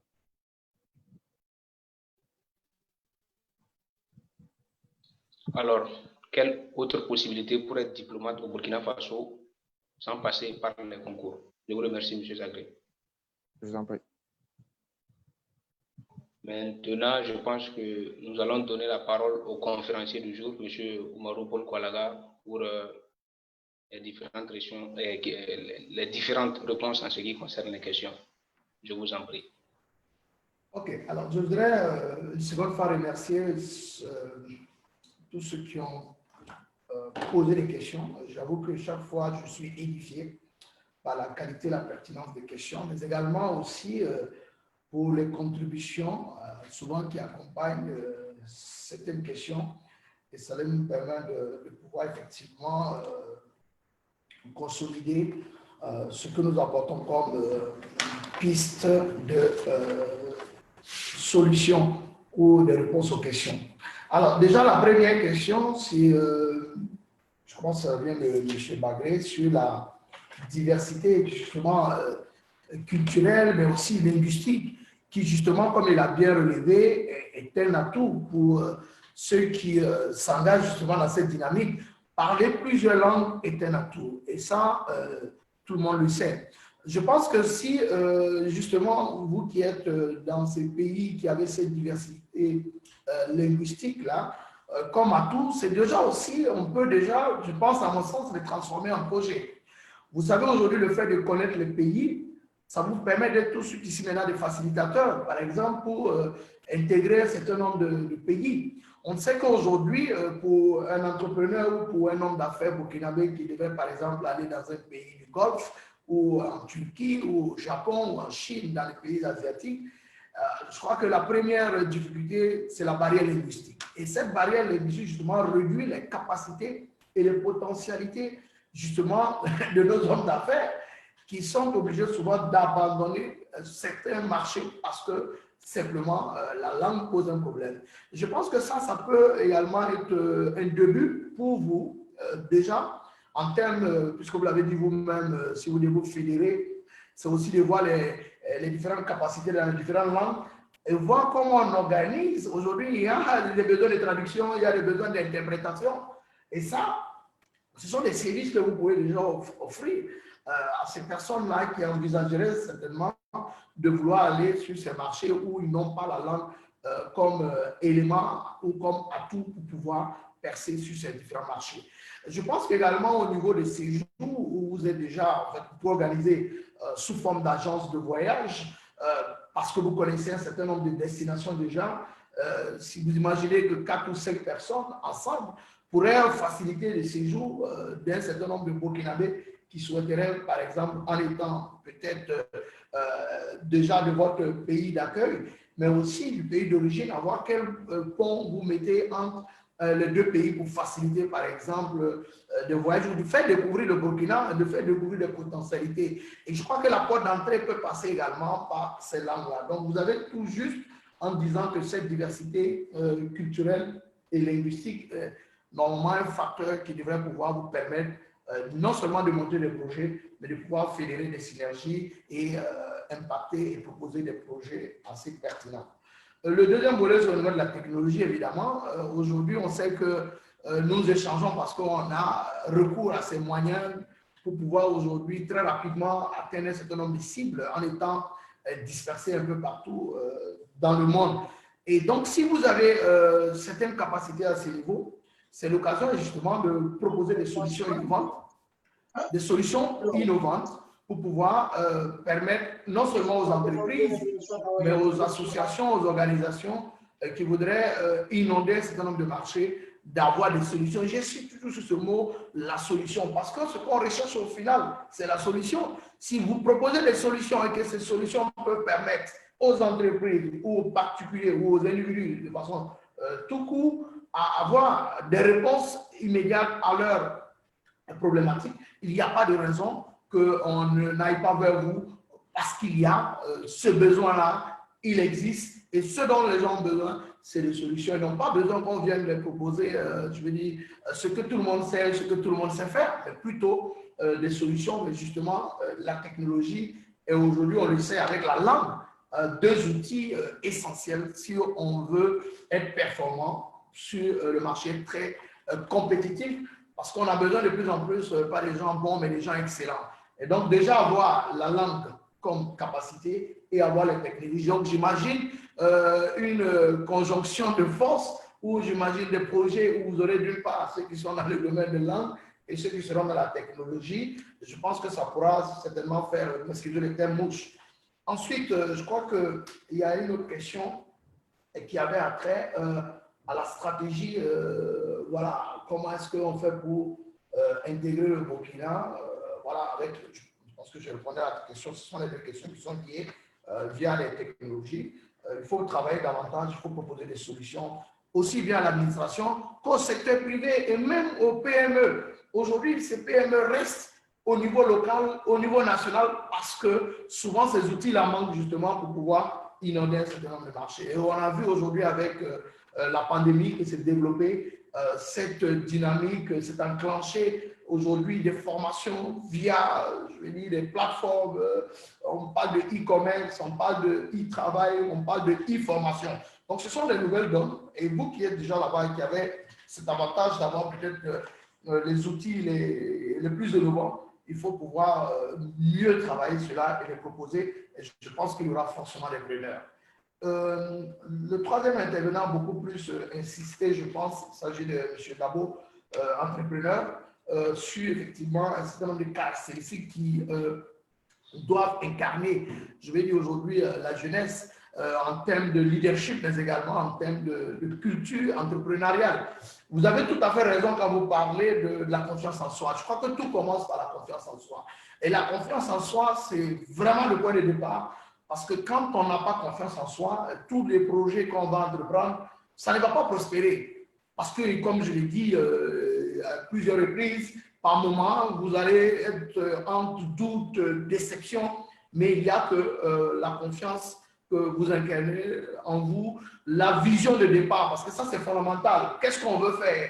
Qu'est-ce qu'on apporte de plus que les autres? Où est-ce qu'on va? Quelle est notre mission? Parce que ça aussi, souvent, on l'ignore. Votre mission peut ne pas être la même mission que X ou Y ou Z.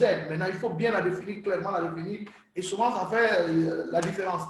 Il a parlé de cacheterie, je pense, hein, que les gens ils aiment cacher les projets. Ça répond un peu à cette partie de ma dernière réponse.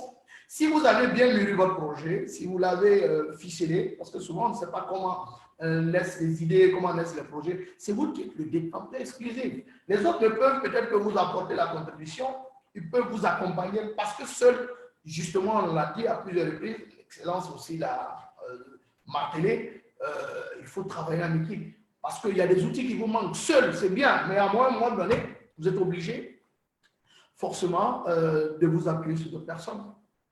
Je vous donne une petite illustration. À un moment donné, moi, je travaille sur un certain nombre de questions et j'ai vu que j'ai des limites sur certains aspects. Je suis obligé de m'associer des collaborateurs. Moi, je produis souvent des documents ou des attestations qui sont émises depuis l'étranger. Vous imaginez, il y a des gens qui sont là-bas qui me confectionnent les attestations de formation et que j'ai délivre ici à Ouaga. Donc, vous imaginez comment est-ce que la technologie aujourd'hui peut offrir beaucoup de possibilités. Aujourd'hui, je fais venir de Lomé quelqu'un qui travaille avec moi, déjà en ligne, et j'ai pensé à un moment donné qu'il était bon qu'il vienne sur place peut-être nous appuyer parce qu'on a des limites à un moment donné. Donc, vous ne pouvez pas travailler seul. La prise de risque, évidemment, vous avez raison, et ça c'est connu, que ceux qui prennent le risque, en général, ce sont les personnes qui peuvent avoir certainement des difficultés, mais vont toujours finir par s'en sortir. Si vous ne prenez pas de risque, il a assez bien dit le modérateur, si vous ne prenez pas de risque, vous n'allez jamais atteindre vos objectifs. Qui ne risque rien à rien, on le dit. Et je crois qu'il a dit également. Donc le risque, qui va faire la différence forcément. Il y a des gens qui ne veulent pas prendre des risques, et je ne veux pas dire des choses qui vont peut-être déplaire. Bon, vous avez peut-être une fonction, un salaire stable, la régularité du salaire, mais bon, après, il ne faut pas en vouloir à ceux qui prennent des risques et puis après qui ont une vie un peu plus, j'allais dire, un peu plus rayonnante. On ne peut pas être dans une situation où on ne prenait pas de risques et envier ceux qui prennent des risques et qui après on est retombé, on est forcément une vie qui est peut-être différente de vous et après, bon, on a l'habitude de dire au Burkina, vous devenez aigri. Donc, je pense qu'il faut aller regarder dans ce sens-là aussi. La prise de risque est un élément fondamental. Donc, la collaboration, je suis tout à fait d'accord. Il faut collaborer avec, entre vous, étudiants en Turquie, mais collaborer également avec ceux qui sont au Burkina. Je crois que Thomas Dakin l'a dit. Il y a des choses que vous pouvez faire ensemble en étant en Turquie. Et c'est ce que les gens font aujourd'hui. À un certain niveau, les Asiatiques le font, les Occidentaux le font. Et pourquoi nous, avec le potentiel qu'on dispose, on ne pourrait pas peut-être envisager ce genre de choses. Mais comme je l'ai dit, il faut travailler chaque fois à s'améliorer et à renforcer les capacités. Je crois qu'il y a une question qui est venue sur est-ce qu'une entreprise ou des gens pourraient créer des entreprises avec des formations qui n'existent pas? Vous savez, il y a au moins deux types de formations. Hein. Ça, on le dit, peut-être qu'aujourd'hui, ce sont les mots qui viennent régulièrement. Les grandes écoles, les universités, nos écoles en général, c'est beaucoup, l'accès est beaucoup plus sur des formations diplômantes, sur des connaissances. Et je l'ai dit dans ma présentation, peut-être je passe très rapidement. Mais les capacités, souvent, ne sont pas... très souvent, les étudiants ne sont pas outillés en capacité, même si de plus en plus les écoles essaient de professionnaliser. Mais les véritables outils, vous allez l'acquérir sur le terrain. Vous allez l'acquérir au sein des entreprises, au sein des associations. C'est pourquoi dans le système anglophone, justement, pour revenir sur cet aspect, il y a beaucoup de formations, même au niveau des Nations Unies, des organisations internationales, on peut le témoigner. Chaque fois, il y a des formations, des renforcements de capacités. Pourquoi on parle de renforcement des capacités? Parce qu'on parle du fait que vous ne partez pas du néant, mais que vous avez besoin de 1, 2 ou 3 outils souvent pour être performant. Donc, vous pouvez vous engager. Nous, ce que nous faisons, nous, on a une institut de stratégie de relations internationales. Je suis un peu dans ce domaine-là sur les questions sécuritaires. Mais ce que nous faisons, c'est beaucoup plus le renforcement des capacités, c'est de faire des formations très courtes, en 1 semaine, 2 semaines, et permettre aux gens d'avoir tout de suite maintenant des outils et des aptitudes et pouvoir répondre immédiatement aux besoins. Même quand on a déjà fait des formations sur 2 ans avec beaucoup de matières, mais après, on a compris qu'entre l'acquisition des connaissances et les capacités réelles avec les outils innovants, ça fait forcément la différence. Donc, moi, je vous encourage également, si vous êtes intéressé par ce secteur-là, d'explorer aussi le renforcement des capacités avec des outils et vous proposer vos services aux entreprises, à l'État, aux organisations internationales, aux ONG, parce qu'ils sont assez preneurs. Ils ont besoin d'innover. Les modules, bon, de plus en plus, on parle de leadership, on parle de plus de paroles, c'est bien. Mais je pense qu'il faut aller au-delà. Il y a d'autres types de modules. Je prends des exemples un peu. La tenue d'une réunion, ça, ce sont des choses souvent, peut-être qu'on néglige. Mais l'efficacité d'une réunion, la productivité, ça passe aussi par comment est-ce qu'on gère une réunion efficace pour éviter que ce soit une réunion. L'autre aspect, c'est quoi? Même la gestion des mails. Il faut créer des capacités. Combien de personnes ne répondent pas à leurs mails? Vous travaillez avec des partenaires asiatiques, vous travaillez avec des partenaires occidentaux. On vous envoie un mail, vous ne répondez pas dans les heures qui suivent ou vous passez 2, 3 jours à ne pas répondre à un mail. Mais déjà, vous serez surpris qu'après, il n'y a pas de suivi dans vos relations. Parce que la gestion des mails, c'est un outil de travail indispensable. Et c'est un outil important. Vous pouvez même dans le même bureau échanger des mails. Il faut répondre aux mails. Déjà, on va vous juger par votre capacité, votre réactivité à répondre immédiatement aux mails et à répondre aux messages. Et ça, souvent, c'est des choses qui sont ignorées. Et ce n'est pas les valeurs les plus partagées dans nos administrations, je m'excuse, et même dans certaines organisations. Et tout ça, ce sont des pistes voilà, de propositions de solutions. Quelqu'un parlait de la fonction de diplomate. Alors, je vais vous dire sur cette question, je suis très à l'aise. Moi, je suis diplomate de formation, mais je ne travaille pas au ministère des Affaires étrangères, je ne travaille pas dans une ambassade. Alors, il faut dire qu'au niveau des relations internationales, il y a 2 grands volets. Il y a les relations interétatiques et les relations transnationales. Les relations interétatiques, comme le nom le décrit, ce sont les relations, ceux qui sont en relations internationales comprennent très bien ce que je suis en train de dire. C'est focalisé sur la dimension politique et diplomatique. Et donc, il y a des acteurs de l'administration qui animent ce volet. Mais après, au niveau des relations internationales, on a une structure économique et financière, on a une structure économique, sociale, culturelle, scientifique, mais qui sont animés effectivement par d'autres acteurs qui ne sont pas forcément des acteurs qui sont présents au sein des administrations publiques, au sein des ambassades, mais qui ne sont pas pour autant pas des ambassades. Que veut dire diplomate en réalité? Le diplomate, c'est un opérationnel, c'est un négociateur, voilà ce que ça veut dire. Il est soit au service de l'État, soit au service d'une structure, d'une organisation internationale, mais peut-être également au service, par ses capacités de négociation, de captation de finances, de ressources, de négociation, de facilitation, de pouvoir faciliter un certain nombre d'échanges. C'est ça le diplomate en réalité. Maintenant, peut-être très rapidement à titre de pédagogie, on a des diplomates de formation, des diplomates de carrière, des diplomates de fonction. Voilà, qui anime, j'allais dire. Donc, quand on parle de diplomate, on a l'impression que c'est uniquement au niveau, je vais dire, de l'État et de ses démembrements, des ambassades, et deuxièmement, au niveau des organisations internationales. Alors qu'on peut être formé et puis être au service des multinationales, on peut être au service des ONG, et ça ne vous enlève rien dans votre capacité d'être diplomate en tant que bon négociateur. Je pense que j'ai répondu pratiquement les questions.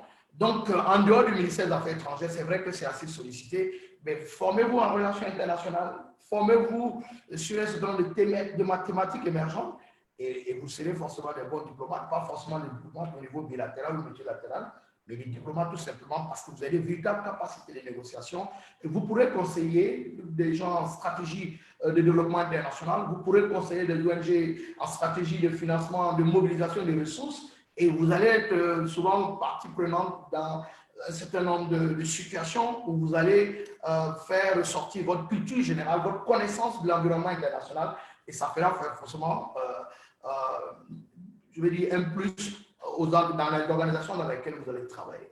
Et pour terminer, j'allais dire que nous, on profite aussi de cette plateforme pour dire que ceux qui veulent évidemment qu'on tisse un partenariat, ceux qui veulent nous approcher, nous intervenons dans la formation, comme je l'ai dit, mais notre ADN, on va dire, c'est d'abord l'analyse des études, la recherche et le développement international. Donc, nous sommes assez preneurs. Peut-être qu'après, on peut continuer les interactions. Et nous sommes prêts aussi à accompagner, nous sommes prêts également à prodiguer en dehors de cette plateforme des conseils à ceux qui veulent. Et M. Dabo, et pourquoi pas ne pas s'il y a un partenariat. La Turquie, ça nous intéresse. Merci bien à M. Oumarou Paul Koualaka, le conférencier du jour, pour la réponse à ces différentes questions. Nous sommes vraiment ravis parce que nous avons appris beaucoup de choses. Nous avons appris des expériences de nos grands frères comme le grand frère qui a une entreprise, vous m'excusez, le nom m'a échappé. Donc, ce qui est important, nous sommes là, c'est pour le Burkina Faso, nous sommes là, c'est pour l'Afrique. Vous savez, être instruit, ce n'est pas posséder une vaste culture, ce n'est pas le doctorat, ce n'est pas le master, ce n'est pas la licence. Un homme instruit, c'est celui qui peut, sans violer les droits d'autrui, obtenir ce qu'il veut. Nous voulons le développement de notre pays. Si nous n'arrivons pas en terme, nous ne pouvons pas, on ne peut pas nous appeler des hommes instruits parce que nous n'avons pas pu obtenir ce que nous voulons. Le développement, c'est notre objectif de notre pays. Donc, jusqu'à ce que ce développement se réalise, nous ne pouvons pas nous appeler des hommes instruits, en fait. C'est très important. Allons à la quête du savoir, développons-nous, soyons toujours dans la quête de l'excellence, c'est très important. Martin Luther King nous l'a dit, si vous ne pouvez pas voler, courir. Si vous ne pouvez pas courir, marcher. Si vous ne pouvez pas marcher, ramper. Mais par tous les moyens, continuez d'avancer. Très important. Donc, nous disons merci à monsieur le conférencier. J'ai dit merci beaucoup de fois. Pour moi, trop de viande gâte la sauce. Donc, je vais arrêter avec les merci. Quand même, nous avons été vraiment honorés de sa présence ce soir. Nous avons appris beaucoup de lui. Nous lui disons merci. Et je pense que je vais passer la parole à son Excellence, monsieur l'ambassadeur du Burkina Faso en Turquie, pour son mot de clôture avant de terminer la rencontre. Oui, merci mon frère. Le frère modérateur. Vous voulez que je clôture alors que je n'ai même pas fait l'ouverture? Voilà. Vraiment un grand merci au conférencier. Je voudrais venir sur un petit détail concernant une question.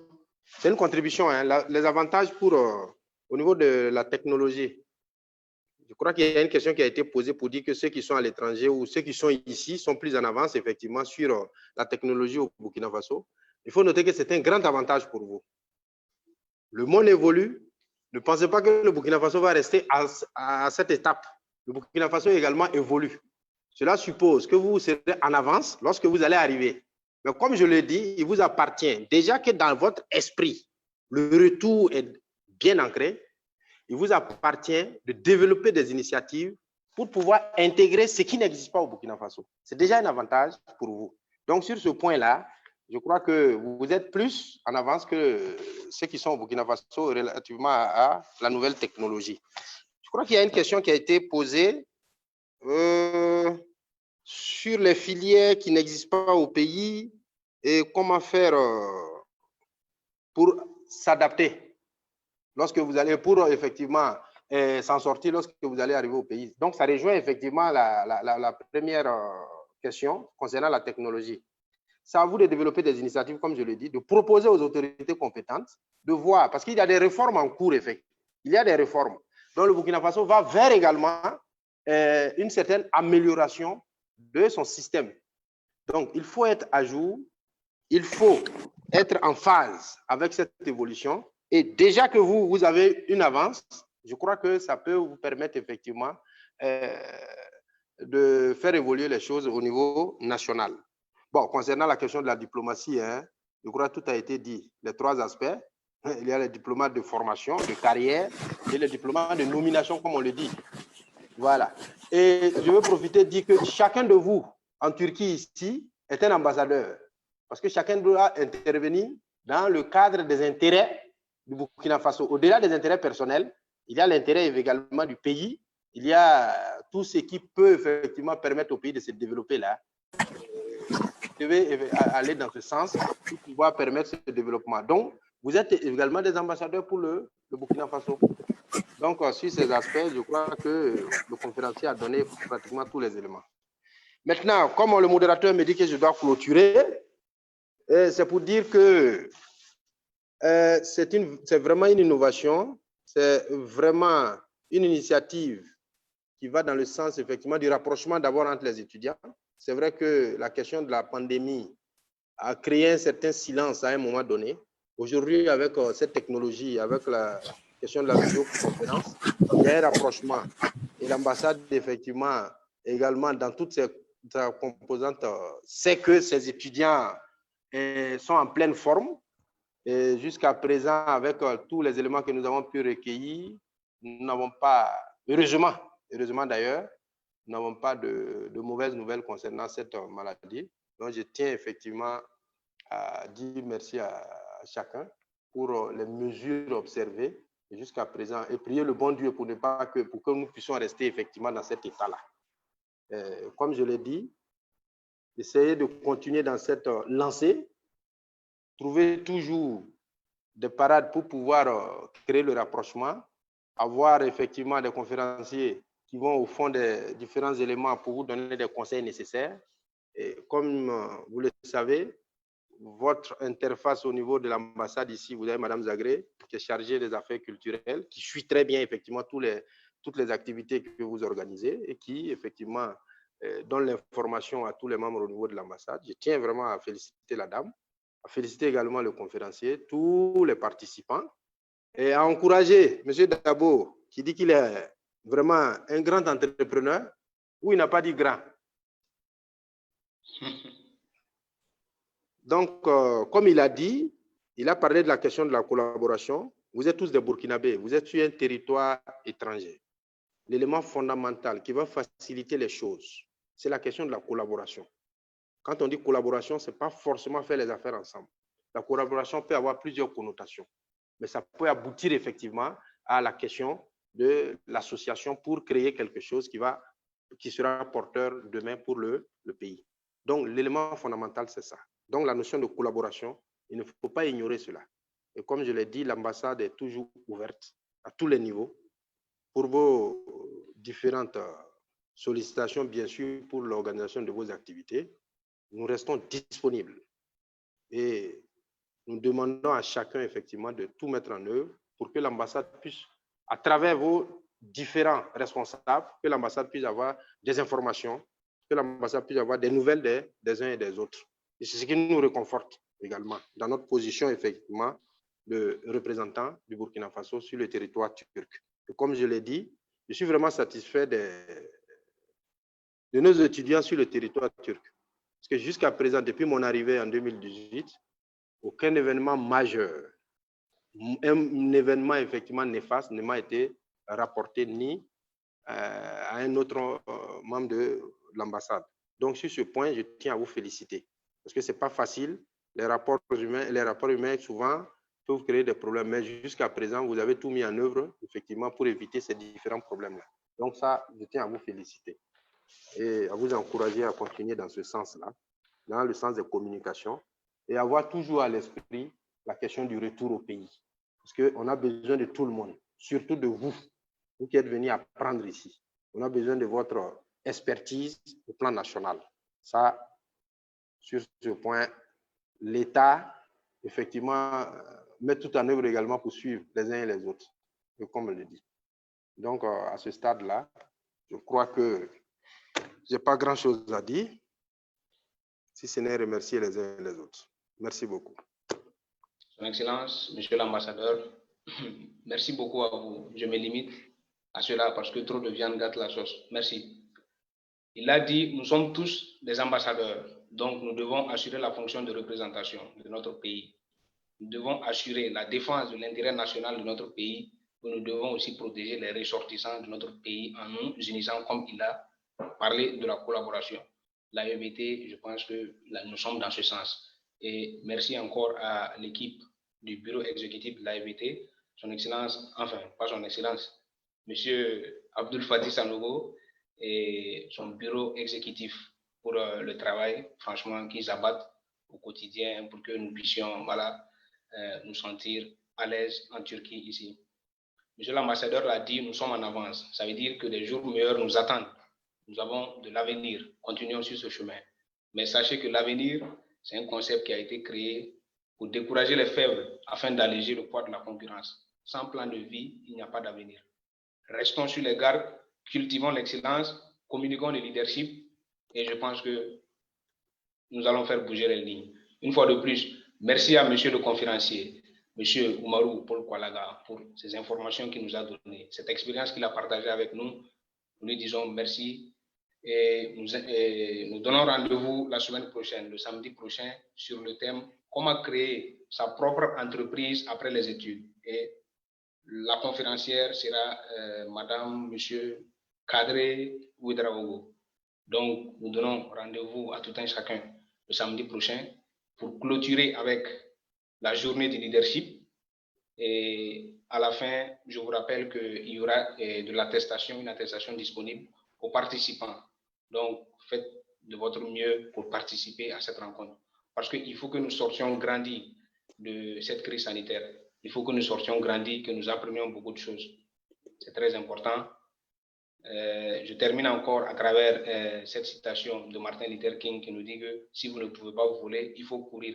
Si vous ne pouvez pas courir, marchez. Si vous ne pouvez pas marcher, il faut ramper. Mais par tous les moyens, continuez d'avancer. Je vous remercie. Bonne soirée à tous. Que Dieu bénisse l'AEBT, que Dieu bénisse le Burkina Faso.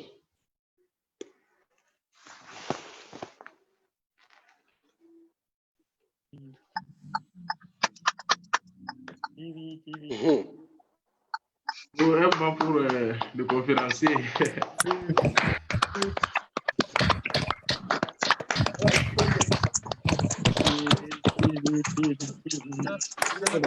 Merci au conférencier. Merci beaucoup. Merci. Beaucoup au conférencier. Merci, c'est formidable. Nous sommes satisfaits de vous. Monsieur Kwalaga, merci beaucoup. Nous sommes satisfaits de vous. Merci beaucoup à vous.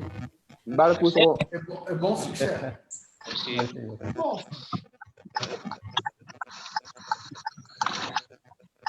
Et chapeau présentateur. Vraiment, c'était formidable. Je vous en prie. Merci beaucoup.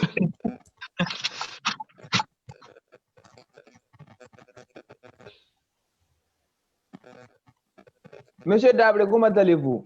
Alhamdulillah.